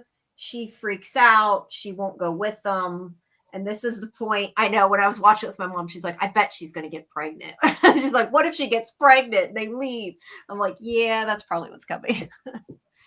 But she doesn't leave with them. He's why does she go? Why doesn't she go? I can't. She hears something behind the door, but that wasn't why she didn't go. No, we don't know why. I'm asking you guys, why do you think she wouldn't go? Because she doesn't explain it. We don't know why she doesn't go. Yeah, Golden Child says, I think she's scared to leave that place because that was her only connection to her mother. That's a good theory. I like that. Yeah, I don't know that I thought of it quite like that, but definitely that it was more like a fear thing. I thought that she didn't leave, that she was scared to go. But yeah, it could be. I mean, what does she hear? I mean, you think more like I'm not saying she had agoraphobia, but you haven't been outside the door for 2 years, and now in 5 days, they're like, come on, let's go. You'd be like, what? Yeah, he's not ready to leave. She's not comfortable leaving. It's safer inside. There's not, because they do say stuff about like there's a bad part, like you have to be careful where you go because he marks on the map. So like, yeah, there are looters and are bad people out there. And I mean, I'd be kind of the same way, especially after watching Walking Dead, being like, it's safe here. Nobody's going to kill me. I'm just going to stay here with my plants. So I mean, there's bad people, but there's also probably just desperate people. Like we talk a lot on these shows about the struggle for resources, right? Yeah. But what I'm do you just think, AJ? You feel the same thing, AJ? She's just scared to leave. Yeah, basically, I think just security. It's Okay. it's safe, you know. Yeah. all right. So do you remember what the conversation was she hears behind the door? Because I remember thinking it was probably important, but I don't remember what it Yes. was. Yes. Yes. So you tell me what it is, because I'm AJ, would you like to recap that conversation for us? It's been quite a while since I've seen it. They are talking about the bunker in Colorado. They say we have to go to Colorado, we have to get into that bunker, and we have to kill Alex. Kill Alex, yeah. Kill Alex. Time to kill Alex. Okay. And I was knew like, that- I thought there at was this point, something I about was like, who's Alex? And I thought, I wonder if that's Jane's real name, and they want to kill Jane. And then I thought, I wonder if they know Sinatra / Sam. Like, I was really wondering. By the end of the third episode, we have a better idea about Alex, right? Yeah, But Alex is not a person. No, Yeah, but right now, agree with Alex. right now at this point, I was like, "Who's Alex?" But she hears Yeah. them say, which might also be a reason why she doesn't go with them, because they have lied to her about what they're doing, Yeah. and they want to kill. From what she knows, they want to kill a person. Right. But I think I could be wrong, but I think she'd already made the decision she was staying before. Okay. She heard. Okay. But yeah, the point is that they're going to go kill somebody, and I remember thinking here, this has got to be a red herring. Just because they said they're going to kill somebody doesn't make them bad, and I felt like it was clearly a red herring. At least that's what I felt when I watched it. I didn't. No, if someone would kill Sinatra, I would think they were doing a very good thing, right? Like, True. But either way, I just was like, I don't think that it's something bad. Whatever it is, I don't think it's something bad, was what I was thinking to myself at this point. All right, so they take off, and she's left with just his ID as his picture, and she stays there for. And he left a note that said, "I'll come back for you." Yeah, Yep. that's a little bit. Oh, yeah, it is later. Then she hears an aerial plane. Yeah, that's the plane crash. But yeah, she says, "I'll come back for you." But anyway, she's heavily pregnant, is the thing. So yeah, she stayed there 9 months, and she's that kind is of the like second person in 2 shows that got pregnant after having sex once. If you believe, Karen, if you believe, you know it only takes one time, I right? know, that's what I was just gonna say. I mean, that's what the nuns. That's what the nuns told me in high school, AJ. Yeah, It only takes one time. But either way, it's enough to force her to leave. She needs. I mean, she knows she can't stay there forever, and then she seems. I don't know if she left partially because of the plane crash, or that was just kind of like fortuitous. Oh, she left to go see if she could help someone on the plane crash. Absolutely. Okay. I didn't know. I wasn't sure if here she realized what it was yet, because they were talking about there being certain areas that were bad. So when I saw this, I remember thinking, I mean, now I know it's the plane crash, but I remember thinking like this was like just a fire, like bad things going on down there. I didn't get yet it was the crash. And I don't know if you were supposed to. I didn't get it until after. Oh, well, I would think that. So I knew immediately what that was. Okay. Well, yeah, those dangerous places are across the river in Arkansas. So if this is she certainly would know which direction she's looking. I think she hears an airplane, she hears a crash, she looks out, she sees the crash. Yeah. Okay. No, they might have added the sound after. That's possible too, because I don't remember hearing it, or I would have known. But it's possible they added it after the fact. I think to me and AJ, it was really obvious that she's like, "Where did that plane crash? Let me go check." No, yeah, I was dumb, but I'm just saying, like, there may not have been a plane sound in the version I watched. I don't know, or I could just be stupid. It could be either. So yeah, she. Here's an idea. That was her baby daddy in the plane. Jamie, let me do them, please. Sorry. All right, or I won't do them and you just do them. But we keep. Okay, no, you can do them. I'm sorry. It's sorry. No, you do them and I won't. Okay. All right.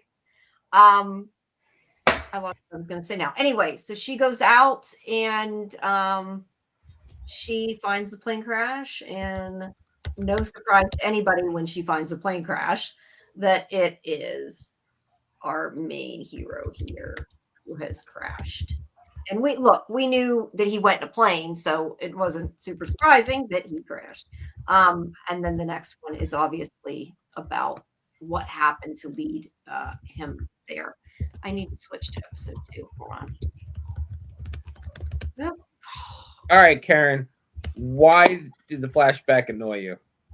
Hang on, I'm typing in the private chat. It's not very private if you're telling people you're typing in a private chat. Every day. I know they can't see it, but it was funny. Maybe saying, I got to go pee, guys. I mean, who knows? We don't know what she's saying until she types it. Sometimes I say Call of Nature, BRB. Or I type and say, can you hear the turtle in the background?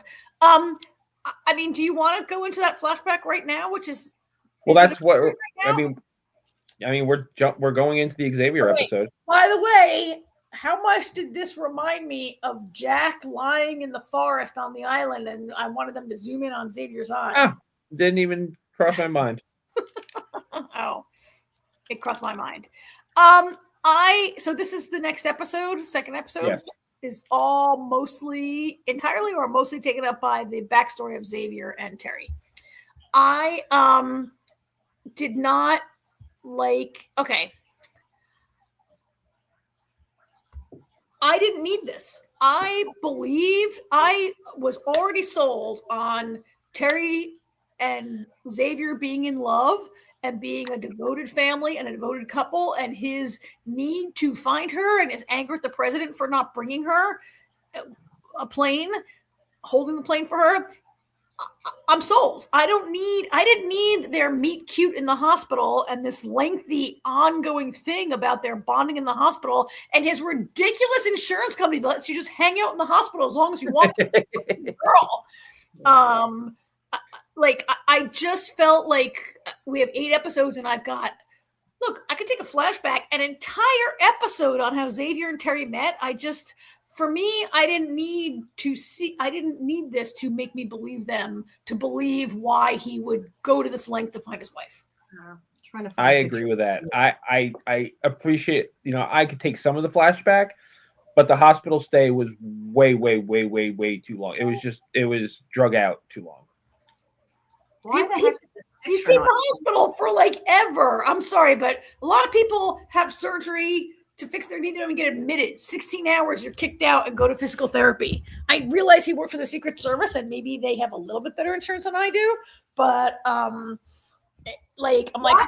some of it he was just stayed and didn't go. Well, but I don't think some of it he was discharged for. It costs $3,000 a day to hang around in the hospital. And he's only I think it was just walking around the room, but they still wouldn't let you do that. It's only at the very end the nurse says, you were going home yesterday when I saw you, and he says, I decided to stay. It's very close to after she's blind is when he does that. He very early, she hasn't had her surgery yet, and he's like, I'm gonna hang out. And he's like, look, and the nurse is like, you ain't got a chance, and he's like, watch. Look, I can believe that a super caldera exploded and brought about the apocalypse more than I can believe that a guy could hang in the hospital as long as he wants. Yeah. You know what was really funny? This picture actually. I love it. Yeah, so he's got the hospital gown on. He's got his, I understand why he has his leg propped up, but I was waiting for some kind of joke where the gown went up too high or something, and she's like, it says, "Oh, you can hang around," or something to that effect. Yeah. I was also a little annoyed by the fact that Terry, who by all accounts is a pretty interesting, cool person, has zero family or friends. She goes in for a major spinal surgery. She's blinded for some amount of time, and nobody ever comes to visit her, and she only has rando. First of all, I'm sorry, do they put women and men in beds together in hospital rooms? When I was in the hospital, I had another woman in the room because you are naked sometimes when they examine you and shit, right? Not always though. Not always. Maybe it depends. I hadn't thought about that. I remember when I was younger having a boy in the room, but I also was a kid, so it might have been different. And when I was really sick, his insurance is so good he can live there as long as he wants, but he can't get a private room. I guess so. Do you want me to do it, or do you want to do it? I don't want to upset Hang on, I just stepped away. I can take that comment in a second. No, yeah, because I was just going to say about the name. The hospital stay really, and the idea that Terry has nobody, no friend, nobody comes to visit her. I agree. Yeah, it's a little. Was a little. I mean, no wonder she became so dependent. Yeah, on him. Yeah. B says. We have a lot of Golden Child says, yeah, that whole hospital shenanigans was borderline getting cringy. It was. He was kind of stalkery. Aren't they in the Navy? That's the Navy hospital. I thought Maybe. I thought he was at Secret Service training camp, but He maybe was. he was That's where they. That's what they said right at the beginning. Was it was training camp for the Secret Service. Okay, See, I thought I took the same thing. I must have missed them saying that too, because I thought it was training for like the Navy or something. It didn't occur to me, which now that you're saying that, I'm thinking, yeah, I should have thought of that. But I thought it was like Navy or Army training or something too. I mean, he could have been sent. That doesn't mean that. So that would probably be somewhere in Virginia, and he could have been sent to Walter Reed, which is a military hospital, which would make me wonder why Terry was in there. I think he was in some regular hospital, because why would Terry be there? Yeah, you're right. It doesn't seem like the Navy would be letting him stay in the hospital however long he wanted. No, nor would whatever government like insurance plan he's on, right? Like it's just a normal government employee insurance plan, probably. In season 1, he said they met in the Navy, which was why I thought that. So you think she's in the Navy also getting her PhD? She was talking about the type of work she was doing. Maybe it was for the, I don't know. I missed a that. PhD in some crazy science. Yeah. I don't know. I didn't recall if they met in the Navy, so it's very likely that was a Navy hospital then. I'd be very surprised that men and women share rooms in most hospitals. But no, yeah, they do on TV, because I've seen that before and I never really thought anything of it. You're probably right. I never really thought much of it. I mean, in the last 20 years, I've mostly been in hospitals with my parents, and they always had a same sex. If anybody in the chat has ever had an opposite sex hospital roommate, it might depend like how big of a hospital it is too. Like if it's like a little tiny hospital, but I'm guessing. I just think the amount of nudity and the amount of private, the amount of like other kinds of privacy, like whatever. This was their meet cute. Like it's a TV show. I get it. But a lot of this was just like a little crazy, and it just went on and on and on. Like, so I know that we have a couple people in the chat who kind of really liked this. So I love to hear the opposite side from people who were not. I felt like it went too long. I wasn't as annoyed as you were, but I agree. I think a lot of it was unnecessary. I think the important thing, we're not saying two things in here that are important. The first is that when he was in whatever training he was in, he hurt his knee, because it's important to the story, because he's remembering how the doctor told him to pop his knee back into place. Yeah. Is really the only part of this you need. That and the fact that she lost her eyesight for a while, and that's when they fell in love, which isn't really important. But yeah, he pops his knee back in. He's out in the woods, and there's these kids. He ends up and they tell him to stay quiet, and they get away from this other guy. Only one kid came at this point, but yeah, there are. I'm trying to find a picture. I have a picture. Yeah, that kid comes. That's not a great picture, but yeah. But he leads them back, and they go to this boat, which made me think of the Black Rock, the way it was sitting there. Oh, it made me think of those annoying kids in Fear the Walking Dead. Remember, there was a gang of kids that maybe Alicia do, and they also like really didn't talk and were these creepy, weird kids that were living together in the apocalypse. Yeah, true. But they're all like, can't talk. So they're staying out in the woods, and they kind of helped them a little bit. So yeah, there's more hospital stuff. We don't need to go through all that. Okay, here they are. He says I got a little bored with the hospital thing, how it took forever for her to get her sight back. Yeah. I didn't really understand the part where her scoliosis surgery made her lose her sight. I looked it up. It does happen, because I was curious. Think about it, spinal surgery. Yeah. I had a friend who temporarily lost her eyesight. It took them a few days to figure out that it was a reaction to a medication that was prescribed to her. And that's how she found out she was allergic to that medicine, when one day at work, her eyesight like went away. Finally in the hospital, when they took her off the drug, her eyesight came back, but it took them like days to figure it out. I can't imagine anything that's pretty frightening. Yes, there were those creepy kids in Fear. I forgot about them. They were children of the Cornish. They kind of work. They kind of work. But they're like, can you not wash your face in the apocalypse? Apparently not. Yeah, guess not. The point is, they don't really talk to him. They steal his stuff. They end up taking everything but his picture. Did you think they were deaf? I thought they were going to be deaf. I honestly don't remember what I thought when I saw it about that. I thought it was dumb they weren't talking, but then I thought they weren't talking, so the other people that were there didn't hear them because they were scared. I wasn't sure. I thought it was going to turn out they were deaf, and I was like, Xavier, stop talking to them and like make a gesture. And then when he finally bangs on the wall of the boat to get their attention, I was like, oh, they're deaf. And then the other kid's like, we speak English. Yeah, that was cute. But they've been going around place to place. There's this whole idea that they've lost their parents. They've watched a lot of people die. They don't have anybody.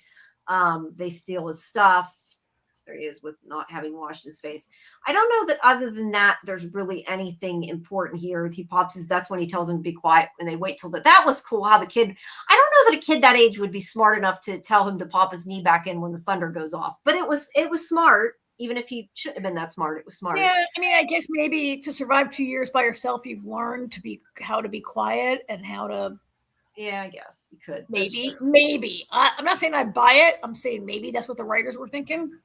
Yeah, I don't know. They just seem awful young to have figured that out, but or not so much to have figured out to do it when there's noise, but to know how to count when the thunder comes. But is more what I'm like. I don't know. But I guess you could maybe before the apocalypse they watched. Doesn't that happen in what's that Emily Blunt movie where the aliens come and they have to be silent in the dark? Oh God, that awful.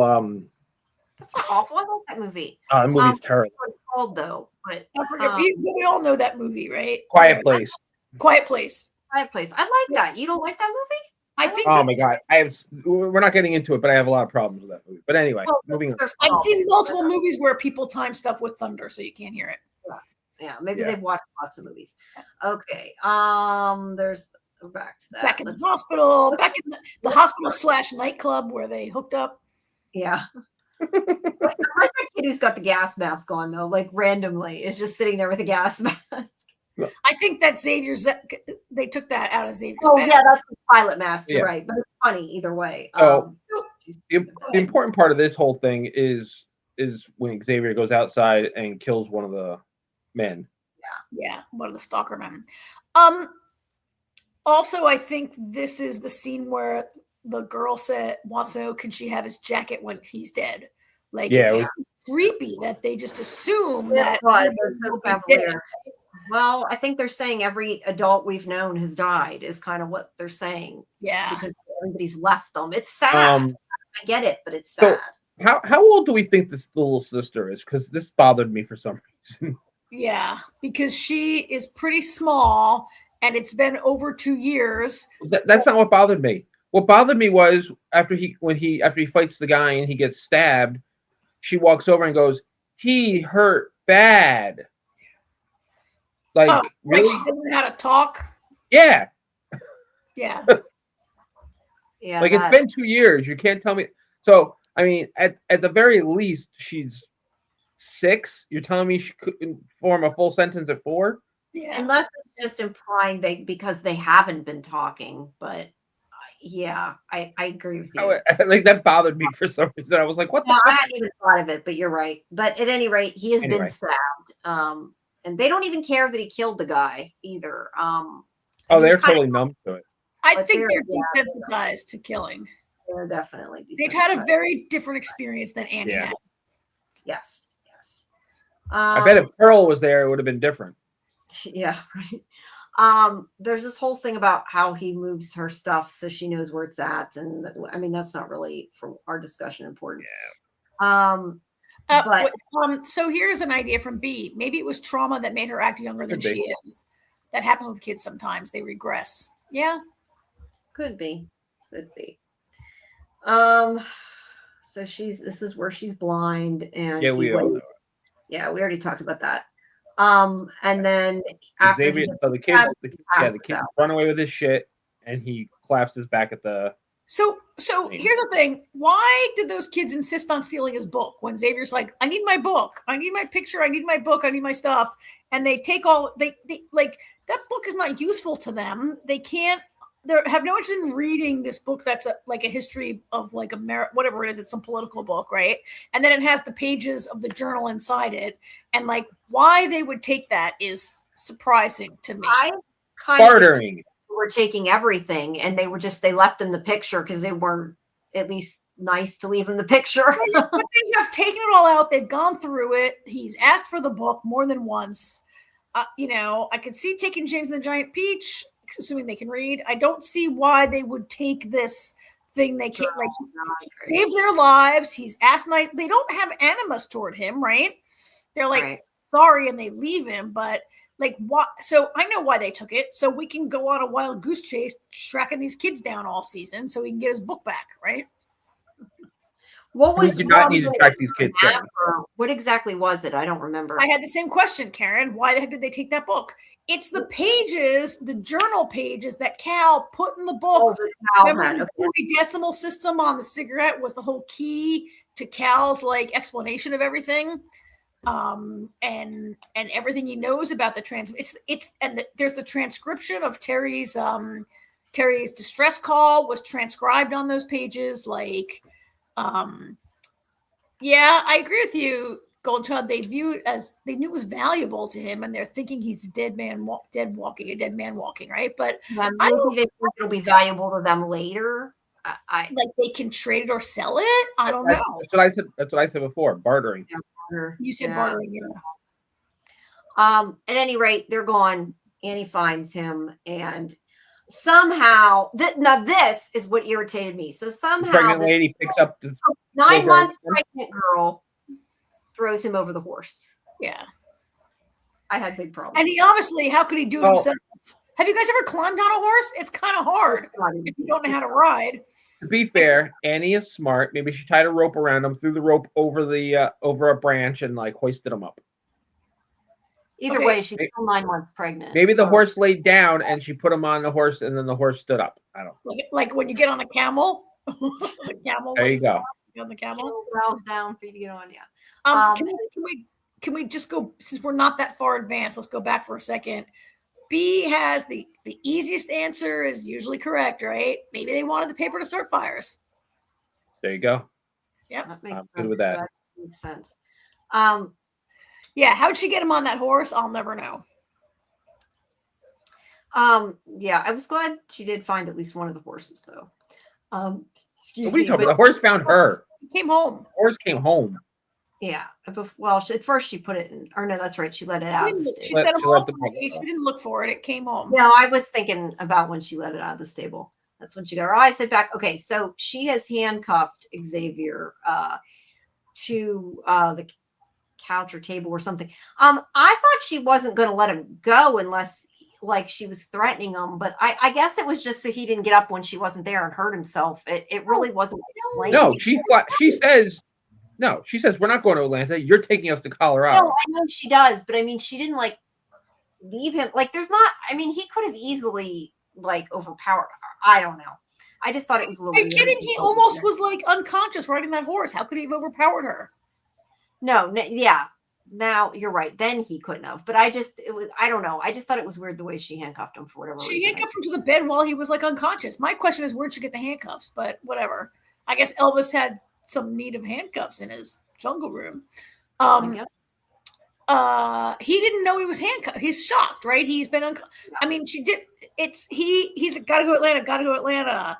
I'm from, but he tells her he's from this bunker in Colorado, right? And he's trying to go to Atlanta. I think she chained him up because she doesn't want him to go to Atlanta. She wants to. It's a misery situation, and she wants him to go to Colorado. It's not misery. I wouldn't say it's a misery situation. Okay, I mean she's not going to abuse him, but she's not his biggest fan. She's not going to let him go. She's not his biggest fan. She's not going to let him go till he agrees to do what she wants to do. Yeah, exactly. All right, let me open up episode 3. I mean, I think what's going to happen is ask now because I don't want to get mixed up. We don't see past that, right? No, that's it. Okay. That's where it is. That's what I thought, but I wasn't sure. All right, hold on. Let me switch to episode 3. All right. So hopefully, Karen, this episode annoyed you a little less than the previous one. Me less, yes. Okay, good. All right. So we have Sinatra here. Misery situation. Who? Sinatra, the horrible Sinatra.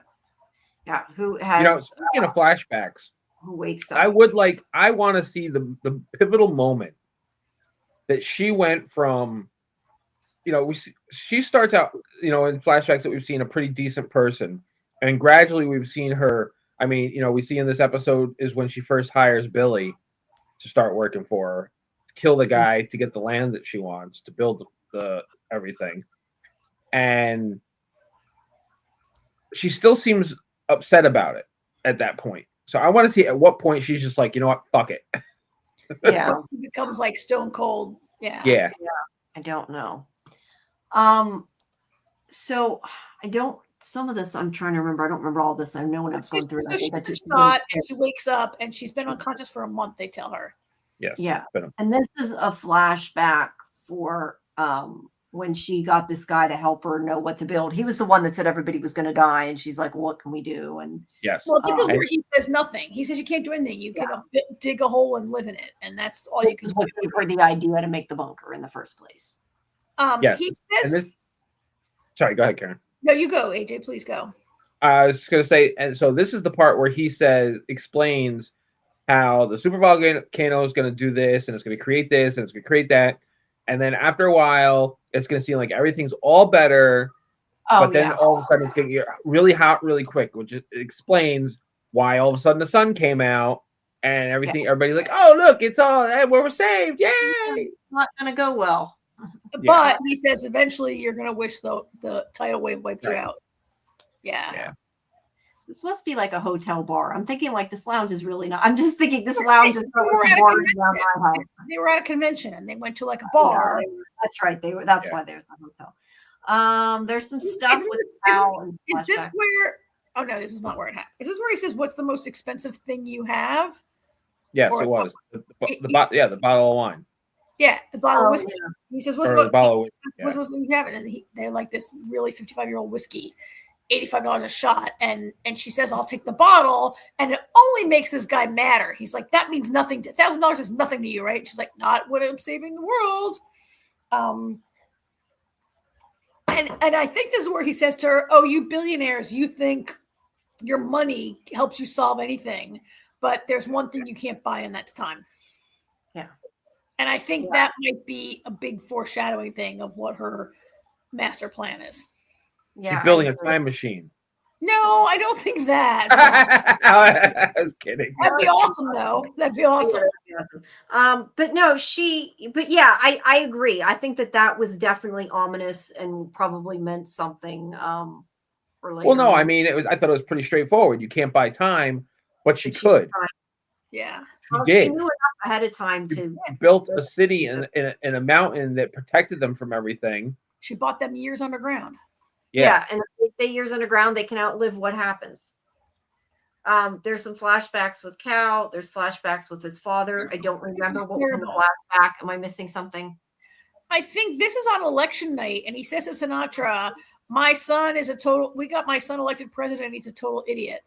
And this to me was kind of sad because it's really part of that whole thing where Cal's father had no confidence in him, never cared about him, not that he never cared about him, but he always thought he was dumb and pushed him. And to me, it's kind of just obvious from this, or it's underscored in this scene, how Sinatra and Cal's father, whose name I forget, that's Gerald McRaney, right?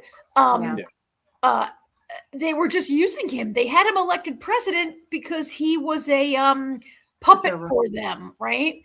And it's really kind of sad. I mean, Cal's whole story is sad, right? And it's sad too because he was a good guy and he really did want to help people and probably could have if he hadn't been killed. And not that was her fault in the end; he was killed, but or could he have influenced them to be like less corrupt and horrible people? Like their idea of saving humanity is saving the people they want to save in the way they want to save them. Right. Mm-hmm. It makes you wonder though, like, I mean, what would you do? You know what I mean? Like they have a chance to only save X amount of people. You have to have a way to choose. It doesn't make it right, but like, I don't think that there's any good answer to that. I'm just saying, like, there's really no way to, other than to take the scientists, to take, you just don't take all the rich people. But well, I mean, one of the things I do like about Paradise is that they did have a process where they chose different kinds of people, because in a lot of these shows, okay, did you see this terrible movie 2012 where I like that movie. Okay, look, you can like it and it can still be action movie. It isn't a smart movie. I can like it and it can be dumb. Where what's his name, John Cusack, right? But you know how in this movie they made all these arcs because the world's getting flooded and only billionaires could get on, right? Or in a lot of these movies, it's the scientists, but there are no garbage men. Like, where are the garbage men? Where are the bartenders? Where are the school teachers? Where are the this was like, I like in season 1 of Paradise, they really laid out what the plan was to create a society down there. Yeah, I want a society that could thrive. But, it does make you wonder, though, if it really did happen. I mean, it's probably true that most of the people would be the billionaires. Let's be honest. I mean, someone's got to pay for the gigantic underground city. That too. All right. Now, we also have this part with Presley, yeah, Xavier's daughter, where she's meeting the president's son in secret. They're leaving secret messages in the little library. Jeremy.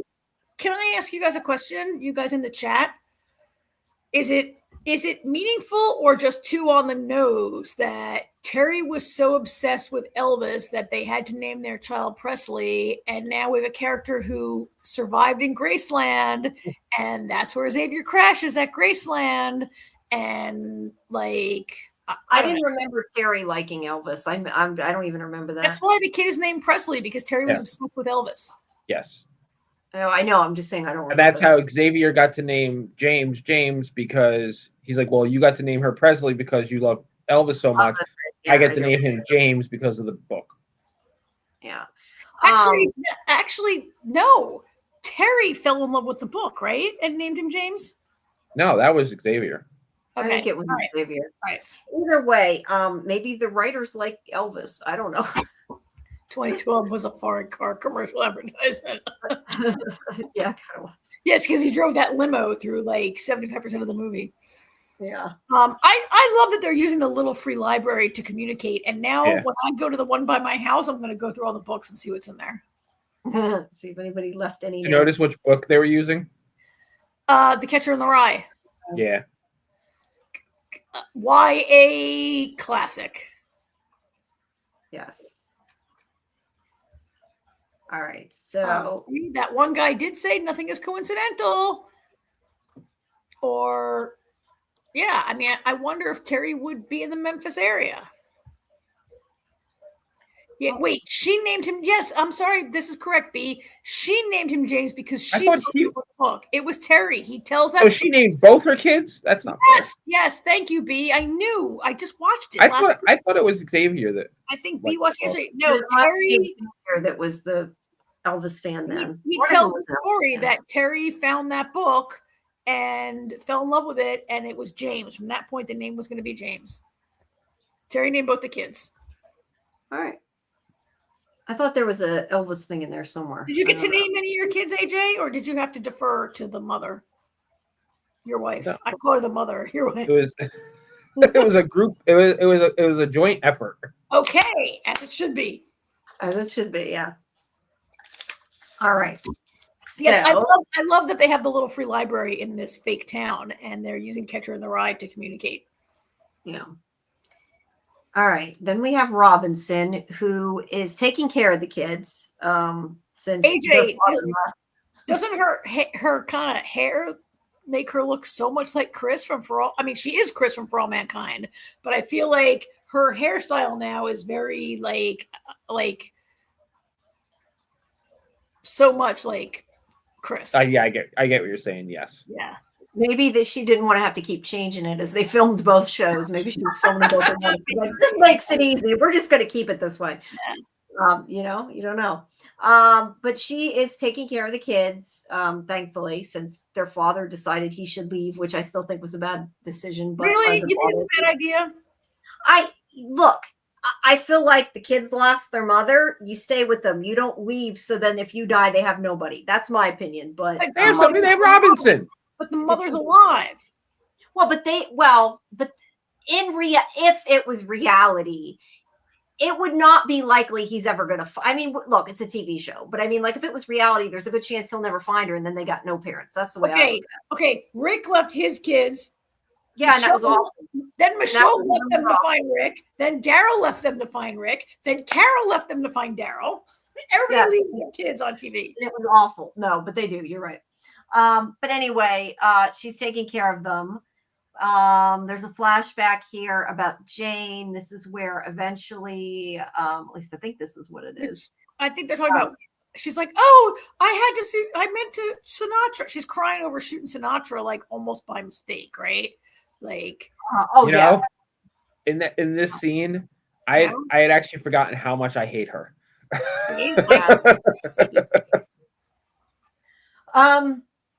This is she's starting to think maybe isn't she starting to think maybe Jane is she's something? Totally onto her. Yeah, okay, that's what I thought the scene was. Okay, so she's remembering what happened and thinking Jane's guilty.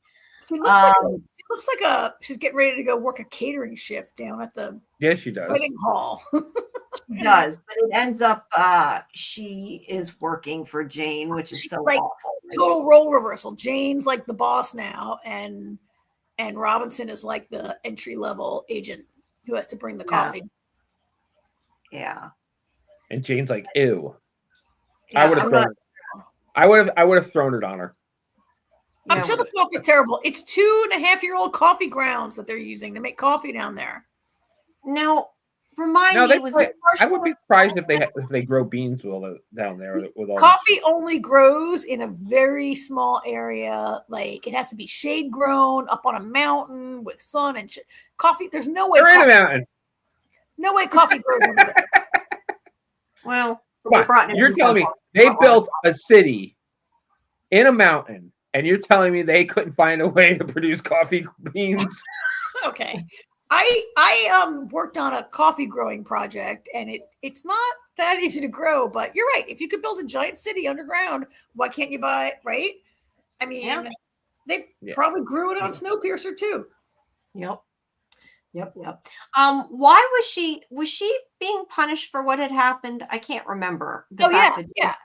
Okay. There's a point in the show where Jane says, like, it's only because I vouched for you that you even are that you even have a job. Yeah. Yeah. Right. And she's a bitch. We know this. Jane is a bitch. I mean, Jane is worse than a bitch. She's a psycho. She is definitely a psychopath. All right, so here they are in the president's cabinet. That's the president there in the middle, who is a complete pushover. But right now, Sinatra, I don't think is woken up yet. So she is. No, she had 2 days ago. Yeah. He just doesn't know that. He doesn't know. Remember at the end, he's like, "Let me know as soon as she wakes up." And someone's like, "She woke up 2 days ago." Oh, that's right. She already woke up. Yeah. This is what happens when you try to get a figurehead to your puppet to be the president. But when you're incapacitated, the puppet thinks he might be the actual president, right? Yeah. And he has power and can try to exert it, I guess, or he thinks he has power. Yeah. I don't remember though what this whole conversation was about. Is this when he takes her in to question her? No, this is when he's like, people would feel better if they had summer. We have no seasons down here, so let's turn up the light bulbs and make it summer. And everyone's like, "Are you fucking out of your mind? We have limited power down here. We have so much to live, so many years down here. You can't do that." Yeah. And he's like, "I'm the president. Let's do it." And then the scientist guy is like, calls him like a moron or an idiot or something, right? Dipshit, something like that. Yeah, this guy literally built your city, and you're gonna question him. And he goes, "Is this the part where I get arrested?" Yeah, I get arrested. Yeah. But someone does say, "Well, part of the power is being siphoned to Sinatra's other project." Why would you say that if you were in on Sinatra's secret project? But that's the thing. People know about the project, but they don't know what it is. Nobody knows what it is unless, you know what I mean? And they just trust her because she's like that guy. No, like the guy that brought it up is aware of it. They're all aware of it, but he doesn't, you know. They don't know what it is, and they can't stop it, I guess, because they don't know where it's at, maybe. Yeah. Here's a question. Yeah, do you think he planned to get arrested? I think he was just kind of like fed up, like this isn't what I signed up for type of thing. I could be wrong, but I think he just... Yeah, I don't think he planned it. Jeremy planned it, but I don't think he did. Yeah. You think Jeremy planned it? Yeah. Oh, yes, absolutely. Absolutely. I I didn't think so. I thought he was only there because he was waiting for Presley. Right, And to he tell him didn't. to tell her the plan, so she would know what was going on. But then she was late. But she was late because of her idiot brother. Thanks. I thought Jeremy planned it for sure. We'll get to that. Because we'll get to that. But remember, Jeremy sees him get taken away. So one thing I didn't love about this episode, one thing I didn't love about this 3-episode arc is by the time we get to Paradise in episode 3, it's been a month. They tell us that Sinatra's been unconscious for a month, and it has really devolved into a sort of totalitarian police state where people, like, they haven't had a crime. They haven't had a murder in the entire 2 years. They hadn't had a crime until Cal was killed, really. And now it's a total, like, police state where they're just disappearing people. It's a shit show. Basically, ICE has arrived to disappear people. Prison underground where nobody even knew there was a prison, right? Go disappearing. Like, I would have liked to have less time on Xavier's backstory and more time on how this 30-day deterioration happened. I think I have the answer. Yeah. Think about how season 1 ended with Jeremy with that wall behind him that he wrote murderer on, and he had that whole group of people. And Jeremy was starting an uprising at the end of the season. He was. He told him everything he found out from his father. I forgot about that. And Jen, you're right. The guards have the weapons now. Nobody was armed, and now they're armed. It devolved. Sinatra did that good, right? That part was a good thing back then. I mean, it went from one moment of protest at the end of last season, like we don't see the 30 days, and now it's total like people being just like yanked off the street. The dead president's son, a high-profile figure, is like disappeared now. It just seems like I'm just saying, to me, that would be more interesting than Xavier and Terry flirting in a hospital for an hour. I agree that episode went on way too long. Yeah. But based on how the season ended, I can ascertain how we got to where we're at. I mean, and a lot of these people, it seems like it's mostly a bunch of teenagers. So, I mean, I think rebellions are always with the young. Start with the young. Look, I can ascertain from all of season 1 that Xavier loved Terry. I didn't need to see it. we just have different things that we want to focus on, but I think that I agree. I would rather have seen more of that. To me, the part of how a society like goes downhill so fast is a little more interesting. Yeah. Yes. Absolutely. I agree. All right. So Jeremy gets arrested. We said that.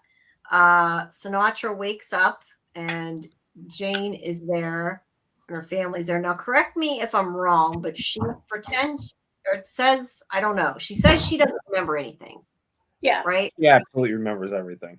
Yeah, but she says she doesn't remember anything. She tells Jane. Well, she says she doesn't remember anything. We all agree that we assume she remembers, but we haven't seen that yet. No.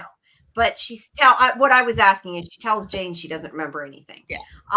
And I remember wondering, like, I remember thinking she totally knows, and is she like, she doesn't want her to know she knows, and wondering if like Sinatra has some kind of. Jane knows she knows.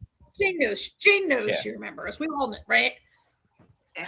My question with this, and this is a rhetorical question, I'm waiting to see if Sinatra afraid of Jane, or does Sinatra's big flaw is being the smartest person in the room, and she just assumes she's become like, her success has made her so arrogant into believing and her son's death also made her believe that she's the one person who can save the world. And does she think she's smarter than Jane? Does she think she's playing Jane? That would be her downfall, right? Could be, yeah. I don't know. Do you think she's afraid of Jane? Has enough sense to be afraid of Jane? Jane's a psycho. I'm afraid of Jane. She's a psycho. I think she maybe would be worried what she would do. Is she afraid of her? Like, that she's going to hurt her? Maybe not, but I don't know. I mean, I would be. Jane. I would be. I think she believes she can manipulate Jane. Yeah. Just like she thought she could manipulate Billy, and then she did lose control of Billy in a less dangerous way, and then she had Billy killed, right? Like, right. I mean, she could have it. There could be somebody else there if Jane gets too out of control. She's gonna take Jane out. Yep. Who knows? Let's go to Jen. Sinatra knows, but she needs to watch her enemy before she makes a move. She's still in the hospital, and Jane knows she remembers, which is why Jane says something to her. Yeah. I totally agree with that. Yes. And B more succinctly says, I don't think she's got the sense to be afraid of Jane. Not truly. I agree with that also. Yeah, her ego's too big. Yes, and her inexperience. Like we saw how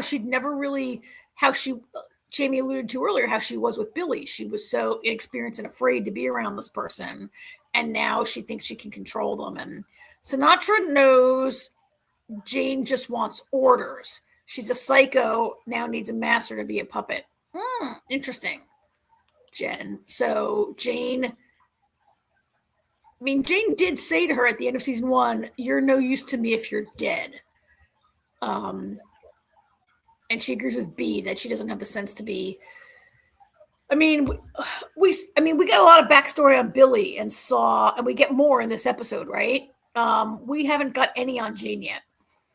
Yeah, that's what I want to see. Yeah. I want Jane's backstory. She probably pulled the wings off flies when she was 6. I think. All right, sorry, Jamie, go ahead. No, it's okay. I think this is the start of when they bring her in. This is how when you go back. This is how we know Jeremy planned to get arrested.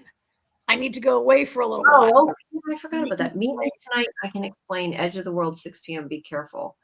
I don't remember that note. That's why I didn't remember that he did it on purpose. Yeah. I see. Interesting. Yeah. All right. So this is when her brother hides the note because he doesn't want her sneaking out with him. And of course, that's going to lead, we figure, to something bad, which it ends up leading to. So this was a mistake on Presley's part, telling her brother that she was getting notes in Catcher in the Rye, right? No, she didn't tell me. Didn't he find it? I thought he found it. She was expecting him to help her. She gave him a note to put in the book. In the book. And then get the new note, and he throws them both away. Yeah. Okay, yeah. Sorry. Yeah, that's why Jen was so mad at James. We all were. Yeah. He betrays. Leave my sister alone. Yeah, it's not helping things. Yeah. All right. I love this picture. The way they have the the mirror against the mirror. Yeah. So yeah, they're interrogating her. I think he's asking her what the power's for, if I remember rightly. Dr. Tarami, is that her name? Gabrielle comes in. She's doing the questioning, which was interesting to me because remember when she questioned Xavier in episode 1 of last season or episode 2 or whatever, she was on his side and she was trying to help him with notes on her hand. And I wondered how this was going to go, but it's clear that she is no longer aligned with Sinatra by the end of this episode. Yeah. Yeah. But the questions are coming. I mean, she's asking the questions, but they're coming from the president telling her what to ask. I don't No, the only question that the question that came from him was the power question. Everything else. Okay, I thought, the only question I remember, to be fair, is the power question. What else did they ask? I don't even remember. Everything else was to get a baseline. Okay. Yeah, what's your name? How many children do you have? Are you, Well, asking about the power. Asking about the children was to get her unsettled. But did anybody actually believe that Sinatra was going to fail the polygraph? Come on. No, and neither did Xavier. And we know from life that polygraphs are ridiculous. They're inadmissible in court. They're not a reliable way of. I can't believe that a genius billionaire doesn't have a better way to test you than a. Well, to be fair, this is pretty high tech, but this is a lot more than a regular polygraph. All right, but we know polygraphs are so unreliable. Whatever kind it is, yes. Yeah. Either way. But I'm just not surprised that Sinatra was able to beat it. Well, yeah. All right. Then we have some flashbacks of her hiring Billy. And you're right. She was very, Trepidatious. yeah, that's a good word. Well, she and did- Billy says to her, "You're so bad at this." Yeah, Yeah, like- I love when he was messing with her. He's like, relax, I'm screwing with you. Yeah, that was funny. I liked seeing him again. I didn't like when they killed him, but it was cool. We at least got some flashbacks to him. Either way, we doesn't tell him anything. We talked about that. Okay. Phil! I know, like Phil Lost. from Lost. Yeah. So this is who Billy has been sent to well, not necessarily kill. He's been sent to get him to sign over his company, and if he doesn't, then he's to kill. And he basically I mean, him that to be fair, Sinatra wanted to buy the. She was going to bribe him and give him lots of money. She's not making him sign over his company. She wants to buy it. She's willing to pay for it until he refused to pay for it to sell it, right? And now Billy's gonna like threaten him. Yeah, he's like, take the money. Just take the money. And yeah, he does tell him why he's there eventually. Or Phil. I know his name isn't Phil. Call him Phil. But yeah, you're right. She tries to bribe him first, but he won't take the money. Well, that's not exactly a bribe. She tries to buy it. She makes him a generous offer for his company, and he refuses to sell it. Yeah, he says no, and she says, "I'm taking it anyway." So this is where the president's pissed. He didn't get the information he wanted. He's taking it out on the doctor there. This is a great picture because when I look at that president, like he's a little screamy white man. He's rich. He's a billionaire, which is why he's down there. And he's just a impotent, screaming guy who thinks he's not down there the billionaire. He's down there because he was the vice president. Oh, he was the vice president. He's the guy that fell when he was running through the White House and he fell. Yes, he was the vice president. The other billionaires sit around that table, but he was the actual vice president. He's terrible, and he believes he's so dumb that he thinks he's the real president. He doesn't get it that Sinatra's the real power in the whole joint, right? Yeah. How could you be in the government for 2 years and not know that Sinatra was really running everything? Do you think he didn't know that at all, though? I think right now he's like trying to keep, like, he got some power because she was in a coma. Now he's like trying to keep the power. No, because she always stroked. No, he's an idiot. Because if you remember in season 1, she would stroke his ego and make him think that everything was his idea. Yeah. I forgot about that. Which is kind of what he does here, pretty much. Now he's all like little screaming and yelling and like, listen to me. I'm the president. Listen to me. Yeah, you have to do what I say. Where the hell did it go? Yeah. But yeah, this is where Jen's got it. He's got Napoleon complex now. Yeah. We were making a Lost reference. This is where Jane basically does the same thing, though. She gets him to want to go jogging by himself, right?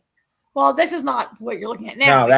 This is right after. This is when he's yelling at Bell because of the whole polygraph thing. Yeah. Okay. Well, she strokes his ego or something. Oh my God. This is where Jane interrupts and says, like, no, Mr. President, I think you're right about whatever he's yelling about, right? Yeah. Like, and it's like, oh, I'm sorry, I shouldn't speak out of turn like this, which you shouldn't. Secret Service should never speak. But now we see that she's got some kind of a plan that she's manipulating. Right? Yeah. She does. Well, she's trying to get in close with him. Yeah. And then there's some bits about Sinatra being on house arrest. I don't remember. And she's kind of enjoying it because she never spends any time with her family. Yeah. And yeah. And then we have Robinson here who is starting to investigate Billy's death, right? Yes. Okay. She's reading Jane's statement about Billy's death. Yeah, and the stuff she's reading from Jane doesn't make sense. So she's starting to get suspicious. And then we have Gabriella here who comes to see Sinatra, who's happy to see her because wants to be her friend again. And she's like, no, that ain't gonna happen. But she really came there to plant a bug, right? Yes. All right. There's James, his sister, being pissed at him because he took the note. not really important to the story, but she sees her boyfriend get taken right before she gets there. When she runs out, she doesn't get there in time, and he is taken. And there he is. Now, I would like to see a continuation of. I thought there was going to be a continuation of that scene after the cop car drove away. I thought she was going to go to like their actual meeting spot and see if like maybe he left behind something for her. Oh yeah, that would be cool. That would have been cool, yeah. But not to be.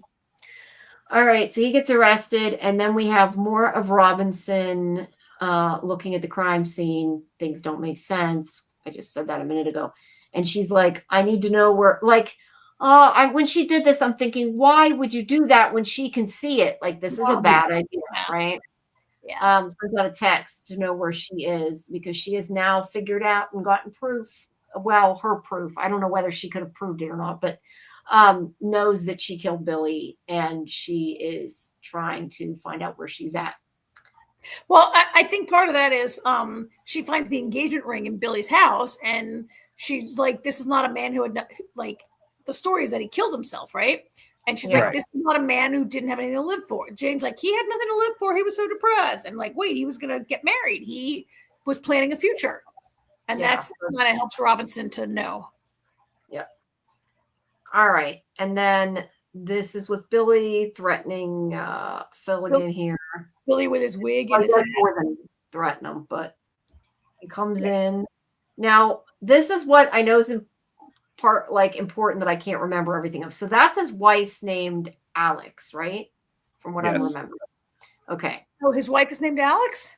Yes. Yeah. Which is why I immediately, by the end of this, well, I don't know if it was immediately or at least by the end of the episode, that's why I was thinking like, and you said the same thing, AJ, that I don't think Alex is a person, but it was a person. I think Alex is whatever this is that Sinatra wanted, that he named after his wife. That's what I think. Yes, that's what I think too. His company has a product that he named after his wife. Yeah, which is whatever this thing is what Sinatra's after, I think. Which is why he ends up dead. He helps her unalive herself, right? I'm trying to remember. No. She has Huntington's disease. I don't remember. Yeah, but he just Huntington's disease, which is a really terrible disease, and he's been suffering. He's been caretaker. No, I don't. Is she suffering? We don't know about that. He's been her caretaker for like at least 20 years or something like that. Like he doesn't want to leave her alone. Well, no, that he doesn't ever. He's a devoted husband, and he's been caring for her all this time. And I think it really takes Billy aback for a moment that he like sees like what a really good person Phil is, whatever his name is, Phil. And that also if Billy is to kill Phil, then the wife would be left without her caretaker. Yeah. Which is why he injects her with something that makes her unalive. That's what I was saying. That's what I was getting at. He does that. I mean, I don't know. Karen, he says to her, "See you soon." He says what? He says to her, "We'll see you soon." Because he knows he's going to kill him, and that's why says, I'm sorry. I think. Yeah. Yeah. He says, "Yeah, I'll see," but he says, "I'll see you soon," because he knows Billy's about to kill him. Which so is she's dead, and he's about to be dead. Yeah, that's why he gave her the injection. That's what I was getting at. All right. And Phil says, look, I have this intern who's been working for me all this time, and promise me when you shoot me that you won't shoot that kid when he comes in here, right? Just let him go. Let him go. There's now, there's also this thing where he says something like that. Doesn't he say something about the kid? What else does he say? He says something to the effect of the kid will be important or something. Like he'll be like basically this kid can save the world. Well, he says this is the closest thing I'd ever have to a son. My wife had been sick my entire marriage, and this is basically my son. And he says something like, please let him walk away. It could make all the difference for saving the world or something like that. Something to that effect, yes. Now, here's my $1 million question, though. He asks Billy if he believes in fate or random circumstance. And he goes, well, if this is fate, you're going to need this. And he hands him a tissue. And I thought at first he thinks that Billy's going to start crying after he shoots him. But no, Billy gets a nosebleed. Yeah. Why? How does he know that? I think it's more how does he know that is the question. Well, but Well, it's both, because what is in that house that, like, what has Billy been exposed to? Oh, see, I hadn't even thought about it that way. I was more just like the idea, how does he know this is going to happen? More so than worrying about why it happened. I hadn't even thought about why he got it. We talked earlier about Sinatra wanting to buy time, and AJ's like, is he building a time machine? And I'm like, hell no. But like, did Phil know that Billy was going to get a, how did he know he was going to get No, I think whatever it is that this guy has created, I feel like I'm thinking some kind of radiation in this house, maybe, or something to do with whatever he is, something. No, that's really interesting. I wasn't even concerned with why he got the bloody nose, and I should have been, and I never thought about it, but I was just more like, how does he know? Like, that to me was what was important, is why does he think that? And so, I mean, so let's put a pin in that, because I want to circle back to this in 5 minutes when we finish out this episode. I think so. I think it's because of the tech, like a frequency, or because he knows something about the future because of the tech. See, that's kind of what I was thinking, but I just, because I've seen farther, I'm being careful with what I'm guessing, because I wasn't sure. You've seen no, I'm saying that's not what I'm saying. What I'm saying is, I want to listen to what I'm saying, instead of, I'm just saying I don't want to give a theory and give it the wrong episode, because when I first started, I didn't write back. So I was just saying, Jen's saying what I was thinking. I can say that then, because it happened. Okay. All right. Just stop it there. Where I was going. So he shoots Phil. Yeah. And the kid shows up, and look who it is. It's Link. Yeah. It's a shaved version of Link. Yep. Okay, so. And he doesn't kill him. He lets Link go. He says, I was never here. You were never here. Forget about this. And he lets Link live. And you don't realize it right now, but this is the luckiest day of your life. Yes. Yeah. Yes. And she says she'll call on him again if she needs him. No, and she says, what should I say? And Phil says, just say this person needs a breath mint. Oh, yeah, okay. It's critical because she says because name. Earlier when the president yelled at her on the polygraph, she said, oh, he needs a breath mint. Yeah. Now, even before this whole breath mint thing came about, it was to me at least, it was pretty obvious the president was not coming back from his jog. Yeah, it was pretty obvious to me too. Yeah. All right. So yeah.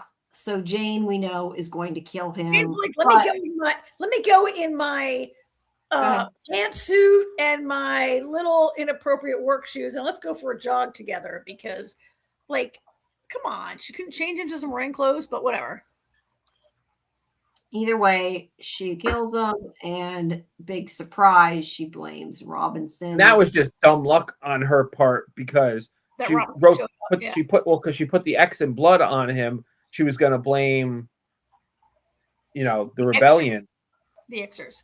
But see, there's a giant flaw here, I think, because Jane, she cuts the president's throat, and then she uses her gloved hand and she makes an X in blood on his back.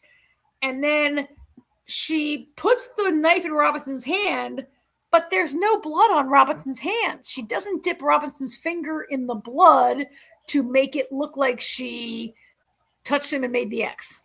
I didn't even notice that. You'd be a good detective there in the scene. That's so true. I hadn't thought of that. That might play out. I mean, Jen, you're right. She knew Robinson was going to come because Robinson asked for a 20 on her on the phone, right? So she knew Robinson was looking for her. So fair enough, Jen. She knew, but she never touches. There's no blood on. Also, I'm sorry, but she cut his throat. She didn't get any blood on his hand. Like, if Robinson didn't cut his throat, she'd have blood on her hand. And then if she made the X on his back, she'd have blood on her finger. Of course, they don't really have, like, the CSI team down there, right? Like, no, they don't. On season 1, when they were doing the autopsy on Cal, the doctor says, I haven't done this in over 2 years. Like, right? Yeah. There's no real cops down there. Yeah, we'll see how that plays out. Is that the end? No. Here's where Jeremy goes down to the prison. And he talks to the engineer. Secret underground prison. Yeah. Jen says also, I know she messed up because Robin has no blood on her hand. So here's Dr. Underground. Yeah. I don't remember what this conversation was. Oh, Jeremy's like, you're the, you built this place. You helped build this place. And he says, no, he goes, there was no helping anything.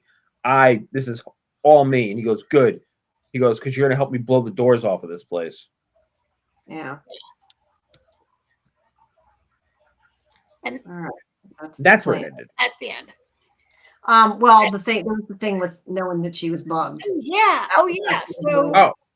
Well, yeah. I mean, that. So we see this, and so we learn that Sinatra's housekeeper is actually a spy for her, right?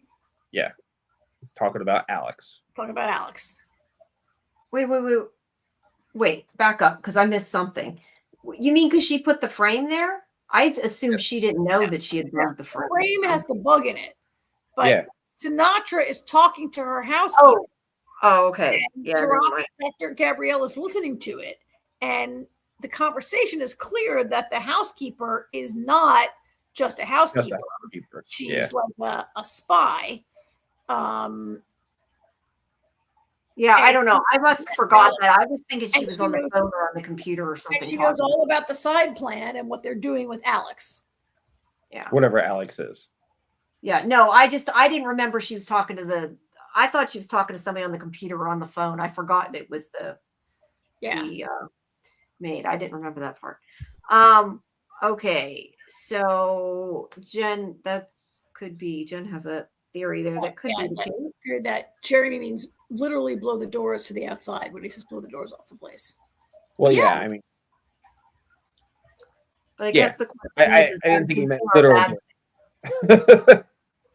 Yeah, and it was like 5 or 6 levels down. It was down, yeah, something like that. So now this is the end, right?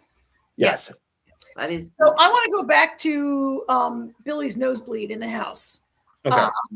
Do you guys remember back in episode 2, the Annie flashback? Jamie had a picture of it, Link getting a nosebleed at Graceland.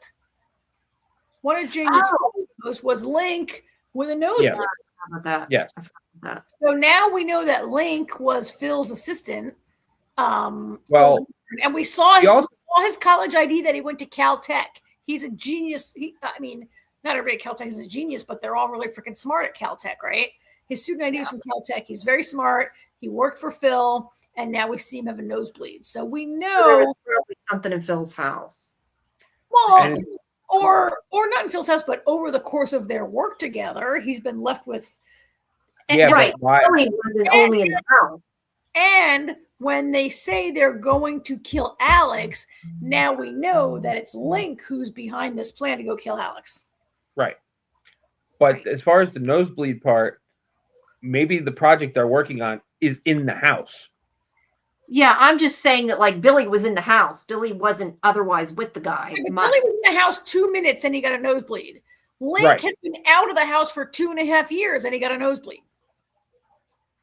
What's your point? Yeah, I don't know. And Phil never had a nosebleed. So I'm not really sure why Billy's sudden what is Billy's sudden reaction? Well, I mean, to be fair, it's got to be something to do with radiation or something, because they've also been doing Lincoln, the posse. They've also been shutting down reactors. Well, they said they've been shutting down reactors. No, they have. He has radiation burn on his hand. He has a broken wrist. Yeah, but he also had the radiation burn because she mentioned it. Burn. She's right. Or he's right. Sorry, she's right. He's right. She says you have a radiation burn? Yes. No, they're taking iodine pills, and she says these are no good for radiation. And he's like, yeah, we take them for whatever reason. That's a lie. I think it's a lie. They're not taking those pills for nuclear reactors. They're taking those pills for another reason. I don't know. I thought he was right. I thought he had a burn, but I don't remember. She definitely mentioned a burn on top of, aside from his broken thumb. Yeah, I thought so too. So I don't. They're taking those iodine pills for a different cause of radiation. Yes. They're taking it for different reasons, but he's been exposed to radiation maybe for a long time, and Phil's lab, and that's why he takes that. maybe. It's not. They're not shutting nuclear reactors. I don't believe that for 1 But minute. also, is a nosebleed though a sign of radiation, or No, Could be. it could be. It could be. I don't really know, but it could be also pressure, right? Like the people get nosebleeds on planes sometimes. People get nosebleeds from dry air. Those blood vessels are very close to the Yes, surface. but They're very weak. the whole thing with the fact that the guy we're calling Phil knew that Billy was going to have a nosebleed. Yeah. Maybe it's because Billy was newly exposed and hadn't built up any, or wasn't taking those iodine pills. That maybe Phil and Link were taking the iodine pills and Billy wasn't. That's why when you walk in the house, you get that nosebleed, maybe, right? So now the big question is, what is Alex? I don't know. I had not even thought anything of the nosebleed, so now you guys got me thinking like, this is interesting. Well, Alex, I don't know. I just thought it was more about he knew. Why did he know? And like Jen said, Jamie kind was of thinking thought, time travel. not necessarily time travel. Like, why does he know what happened? But yeah, that could be. If you're right, maybe she is making a time machine. I guess that would be a reason he would know. But yeah, either way, maybe not a time machine, but maybe like No, I was being. time dilation. Like, you know how on the last episode of Monarch, when you go down below, you're only there 50 days, but 20 years go by, or like in interspace, at Interstellar, where like time moves differently. I don't know that I believe that's what this show is about, but there are ways to bend time that are not about a literal time machine, right? Yeah, that's true. I don't know, but it was weird, and I was like, what? Yeah, that was those nosebleeds, man. All right. They're cool. Yeah, I hadn't even thought of that. Aaron and I have one more to finish up. So. And it's all right. Well, I will probably hang around, but I am gonna go for a little bit. My head's hurting really bad. That nerve in the back of my head's starting to kill me. But have fun, guys. Right. So next week, no Seven Kingdoms, only one episode of Paradise, and we'll have one episode of Monarch next week. Monarch. Yes, I think. So, yeah.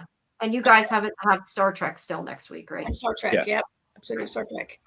So just a quick reminder, since I'm going off, not to forget, guys, that Thursday, 9:30 Eastern, watch party in Discord for School Spirits. 11 is the live stream, and that the beginning of next week we're gonna have Alex Zahar on. Who plays the principal on School Spirits. So not sure the day, but stay tuned to Discord. I'll put all that on there. Please make sure you like the video, subscribe to Sci-Fi-Vision, hype it if you can, and check out all our interviews on the video tab and at scifivision.com. Sorry, I never remember to say this stuff enough, so I'm just like saying it now. And I have a Monarch interview coming up too, so lots of stuff. So yeah, stay tuned. Monarch interview. Can you say who it is? It is the ones who, I don't know their real names. The ones who play Tim and oh shit, now that you said that, I can't think of her name. Tim. Yeah, the guy who plays Tim and the woman who plays the grandmother. I can't think of her name. I mean, she's technically the grandmother. Oh, Kate's mother and the boyfriend? No, not the boyfriend. Now that you said that, I'm gonna be like, what? The hell was her name? Oh, Keiko, the grandmother, Keiko. Yeah, Keiko. Yes. Joe Tippett is the guy who plays Tim. He was with Monarch. He was the one that was chasing him for a while. The horrible guy with the glass. The guy. Yeah. I know him by his last name, which is I forget his name. Just is Tim in the interview database. And Mari Yamamoto is who plays Keiko. So that will be coming soon as well. Like I said, Grey House. Oh, and I know the other thing I should say, I talked to God, what is wrong with me today? I swear I'm like losing my marble. I'm always losing my marbles. I feel like it. Hold on a second. Because I am like, what is wrong with me? I'm blanking on everything today. Oh, I know what I was gonna say. I talked to Mila Jovovich today. Oh, yeah. The projector, as well as the other girl who is in the movie that plays her daughter. So that will be coming out soon too. It's called The Protector. It was actually really good. I really liked it. It's about child trafficking, but it's like an action movie. It's good. I liked it. And I also talked to DB Sweeney from that as well. So those will be soon. So you got lots of stuff coming. All right. sci-fivision. And I will be quiet now and let you guys All talk. right, sit tight. We won't be Okay, too long with okay. this. I hope some of our friends who watch Star Trek will be around. AJ, can you watch the comments while I watch the photos? Go for it. All right, Starfleet Academy. This episode was called Cozine, right? Cosine. Cozine is the name of this episode. There were like 2.5 stories going on here, but Cozine refers to wrong picture. Cozine refers to the main storyline, which is Jaden and Darum have the A story, which Darum gets kidnapped, but not really. It's about Darum like getting married, and Cozine refers to like Jaden accidentally having to be his best man. That's the A story. And he was supposed to be going on vacation to Ibiza with Kyle. I guess they're now firmly a couple going on spring break together. And instead he has to go with Darum. Well, he doesn't have to. He thinks he's been kidnapped, so he's going to help him. Yeah. Even though he hates Darum, doesn't like Darum that much. He goes to help him. That's the A story. And then the B story is Caleb and Genesis stay on the base. They stay on the Athena, actually, for spring break. It's a spring break story, right? Well, they call it All Worlds Day. Well, Genesis comes back to Athena. She did leave and came back because Daddy got called away. Yeah. So I don't know. We can take either one of these stories as they're pretty separate storylines. There's no intersection between the A and the B. Well, I mean, all right. So let's do this. Genesis, the captain there, she says that she's going to put her on the captain's program, the fast track program, and she gets this look over her face like, "Oh shit!" So you know that something's not right there. And she creates this whole elaborate thing to get Caleb to help her break into the bridge. Yeah. She really played him. But they had a lot of fun doing it, though. Like, the slug game was pretty funny. So there's no photos of their time together. They're really the only two people who stay on the ship. It's kind of shocking that Caleb was going to be on the ship by himself, I think. And he had access only to the dorms. He had only his room and the dining hall was supposed to be it, right? And he was okay with that, except why would you leave a super hacker like alone with nobody? But whatever. Genesis comes back. Wasn't nobody. Reno was there. Reno was there, yeah. I really enjoyed the Caleb and Genesis scenes where they were playing toxic or non-toxic. Yeah. And I'm sorry that we missed the game. They mentioned playing a game called Replicator Rampage. We missed that. I liked their bonding experience, right? It was, I did too. And I've been wondering this pretty much since the beginning of the season. And I don't know how you feel about it. Like, at first I was like, okay, maybe. And then I was like, no, I just blew it off. And then, like, is it just my imagination or does Genesis have a thing for Caleb? It's not your imagination. I definitely felt a vibe with those two. Like, I actually was wondering, like, oh my God, because there was this whole other part where he's like hasn't talked to Tarima and he's all guilty about it. There was like a vibe between them, and I was like, wait, are they gonna switcheroo this? Is he gonna like? And it's funny too because Genesis is telling him, call her, like, don't be a dick, And it's funny too because there's been times where I thought Genesis and Darum, but now we find out that Darum's totally in love with somebody else who he almost gets hitched. Yeah, to Kiara. No, Kyra. Kyra is her name. Kyra's her name. But yeah, I really, when these two were like really like when they were laying down, there was definitely that moment where it was like, but even still, there's been other times where she like just gives him this like look, and it's been very subtle, which is why I kind of like I would think it, and then something would totally happen. And she's totally cool with him and Terima.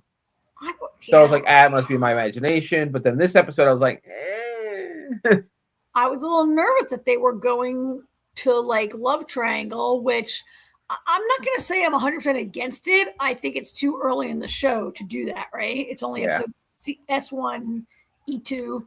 It's too early, but I really felt those two. Now, by the end of the episode, it seems that she is kind of, I mean, I don't think she was using him the entire time, but when she says to him, oh, let's break into the next prank, for our next prank, let's break onto the bridge so I can sit in the captain's chair. And he's like, are you kidding me? We can be court-martialed for that. And she's like, oh, come on. It's just a spring break prank. Let's do it, right? And now it turns out that she's like up to something. Yeah. And I did like the part where at the end of the episode, Caleb says to her, like, you know, I thought we were just hanging out and I was seeing a new side of you, which is really cool. And then it turned out you were using me. And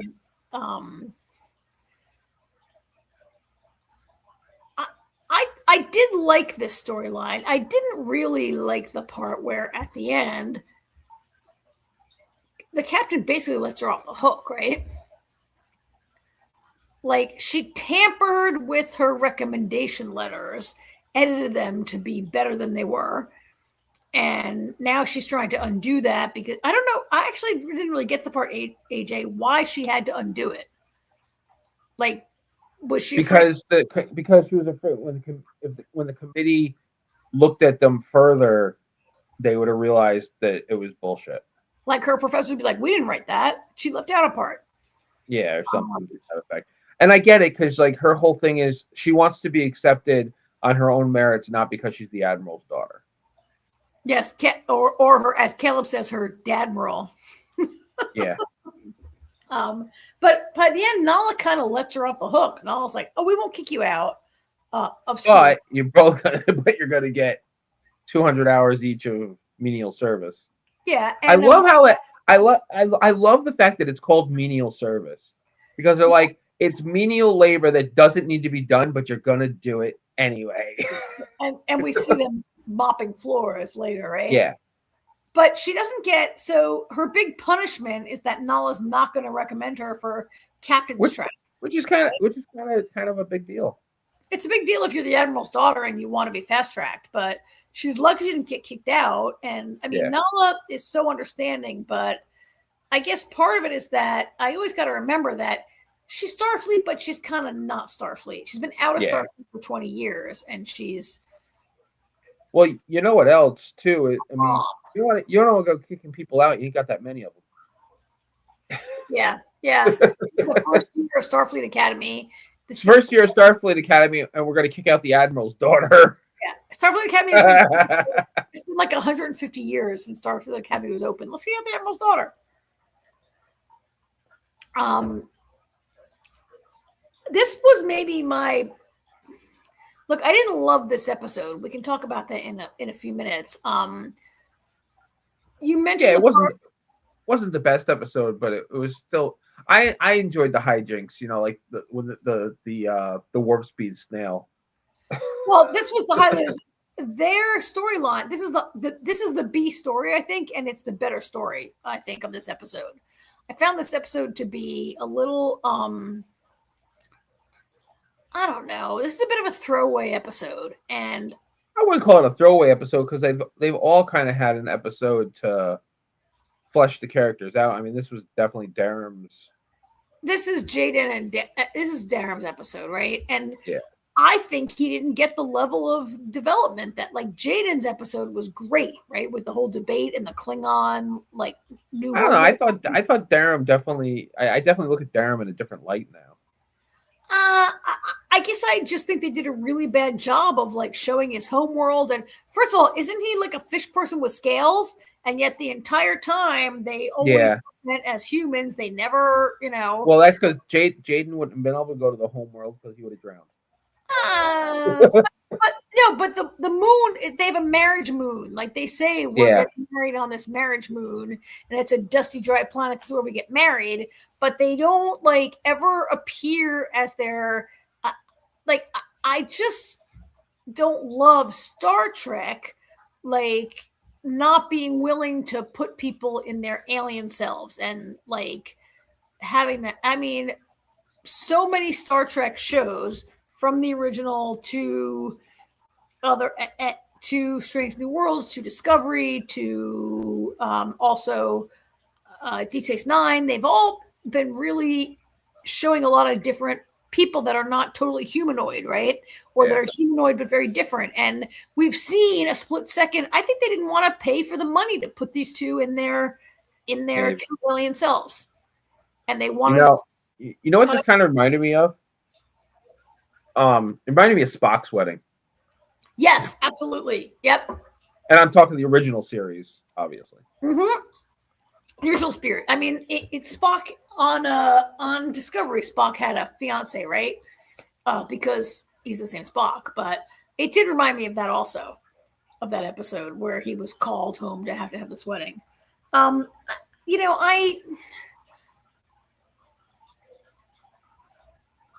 I did like that we saw a part of Darum and that Jaden saw a part of Darum where he had this, who knew that he had this girlfriend and that he was betrothed from childhood to the crown princess, I guess is what she is, right?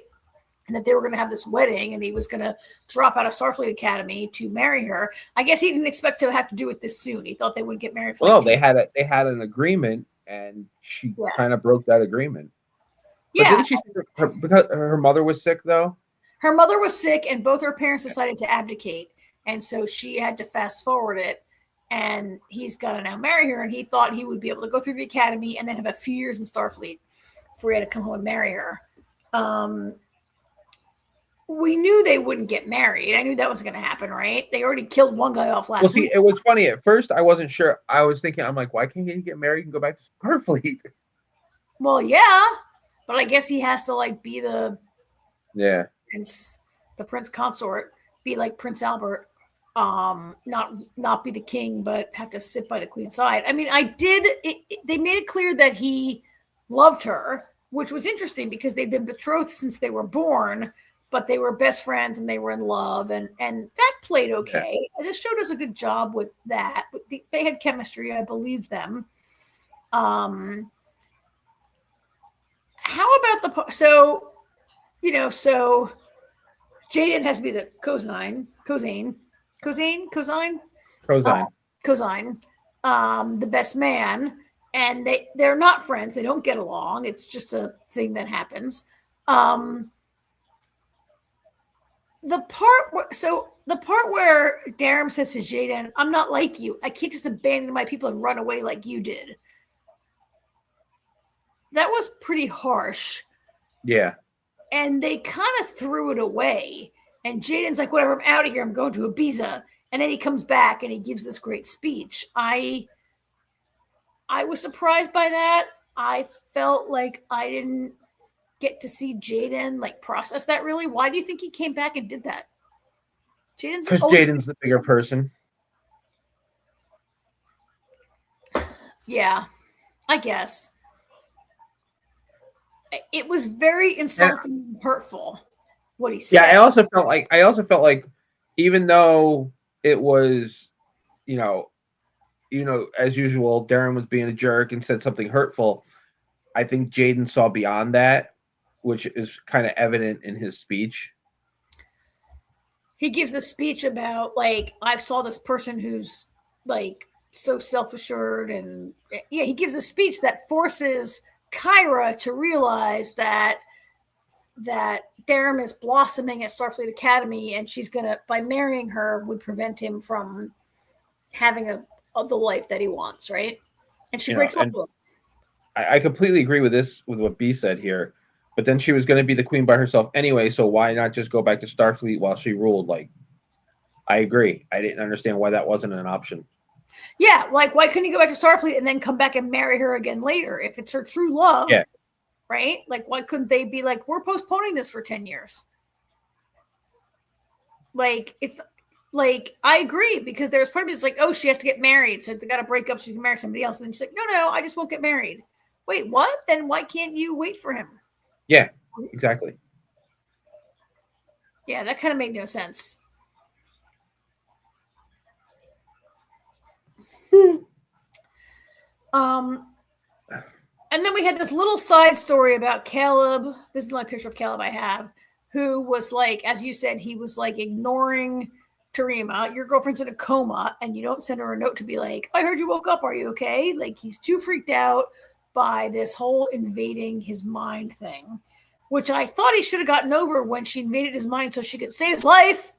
But whatever, he's still freaked out about it. Well, I mean, he does explain it though. It wasn't. I mean, that part of it he kind of got over, but it just he was scared because he's never let anybody in before. Yeah. And it wasn't so much, it was the the immediate shock of it, Yeah. and now part of it is, okay, well, a week, it's only been a week, and then a week turned into 2 weeks, and then 2 weeks turned into a month, and then it's like, oh crap, now how do I explain why I haven't contacted you yet? Maybe it snowballs. And you don't have to send her a note while she's in a coma, but now she's alert. Yeah. So, yeah. And can they overcome that? It'll be interesting to see, right? Can those two get back together? I thought it wasn't. We have a few comments in there. I didn't love this episode. I thought it was a little. I don't know. So these two, Jaden and Kyle, they're totally together now. They were going to go on vacation together. I like them, and yet those two, like, while I really buy Caleb and Tarima together, these two, Jaden and Kyle, I don't object to them, but they're together because the show told us they're together. Like, we haven't had a chance to see them really. Kyle's very dull. But maybe that's kind of the point, I guess. It's just his character. Like, even like what happens when Darren comes back and he's like, you're a little sunburned there, and I forget what Caleb. Because Jaden had been like, why are you so mean? Like, Darren, can you be nice to your boyfriend? And like, he's like, oh, so Kelly gets all sunburned and Bisa, yeah, but he's like, and he's like, it's a burning ball of gas. You know what it does. Like, yeah, I could say that to every person I see who gets sunburned every day, right? But these two, I don't really see the spark between them. Yeah, maybe, no, I don't either. It's very subdued. I guess they just haven't shown us and given us time for those two. But, the idea that here's a Klingon, a pacifist Klingon, of course, who is attracted to this Kyle's he's just white bread. He's just. I was just gonna say he's white bread. He's got almost no personality. He's got this character is like a nothing character, right? Yeah, I'd like to see a little bit more of why these two are together. I don't buy them the way. Of course, Calvin had a ton of screen time. I feel like they're together because of so far the only two gay cadets that we've been introduced to. Yeah. I don't know that I've ever seen a gay Klingon, which is interesting, right? No, I've seen a half Klingon, half human. Yeah. I've seen. Well, he's the first of two things. He's the first gay Klingon, and he's the first pacifist Klingon. Well, I don't know about that. We do have a half Klingon, half Jem'Hadar, who's with Reno. Okay, yeah. Right? That I get. I kind of get that, yeah. But Caleb and Tarima, I buy so much, and they've had so much screen time, yes. But I felt like from the first scene, those two just had electric chemistry. They just clicked immediately. Right? Like the minute you saw those two say hello to each other, you knew like this was coming. Yeah, great together. These two, I'd like to see them get a little more developed. Like I said, I don't know. Like, yes, Darren got developed this episode a little bit. Like, he got some depth. I don't know that he ended up being a jerk by the end anyway. Okay. Yeah. Yep. All right. I'll give you that. Depth. Yes. Depth is the best way to put it. Yeah, maybe not development. I don't think his character like changed or advanced, but we saw some depth to him that we didn't know about, and his sense of duty, which I guess, you know, as you pointed out, I guess I can see why a Klingon would respect his sense of duty to his people and his planet, because Klingons are very duty oriented, right? Yeah. But overall, I thought it was kind of a dull. I mean, yeah, last week was very. That's because the last 2 episodes were so good. Yeah. And then we're kind of back to a little bit of a ho-hum. This is a little uneven this week. It seemed a little not that great and not that interesting. Yeah. Well, we'll see what episode 8 brings us. Yeah, I mean, episode 8, well, you know what episode 8 is bringing us. You know what's coming next week, right? No, I don't know what's coming next week because I don't stick around for the trailer for the following week. Do you want me to tell you what's coming next week? Go ahead, tell me. Next week's the Tilly episode, I think. Yay, Tilly! Next week's the Tilly. You know what's funny? I've pretty much forgotten about Tilly, just because of the fact that they completely revamped the show, and she's only a guest star now. I kind of like it just kind of like left my mind. So then, yes, very excited. We thought she was going to be like a main character, right? And now she originally was. She originally was, and then the whole thing got reworked.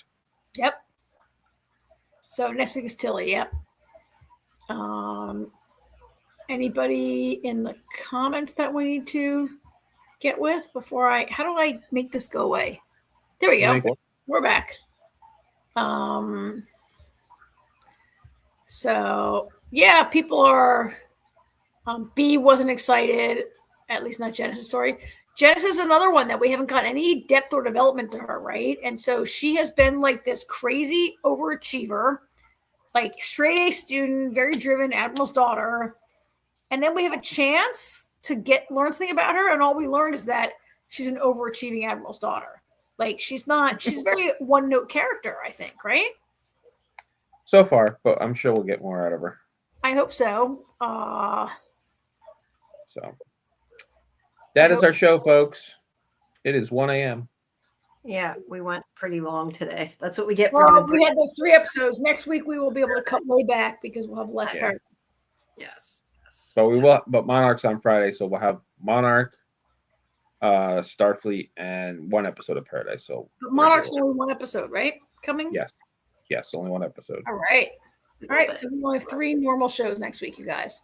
We'll get our show greened in time-wise. Yes. And before then, make sure to join us again Thursday at 11 for our School Spirits show.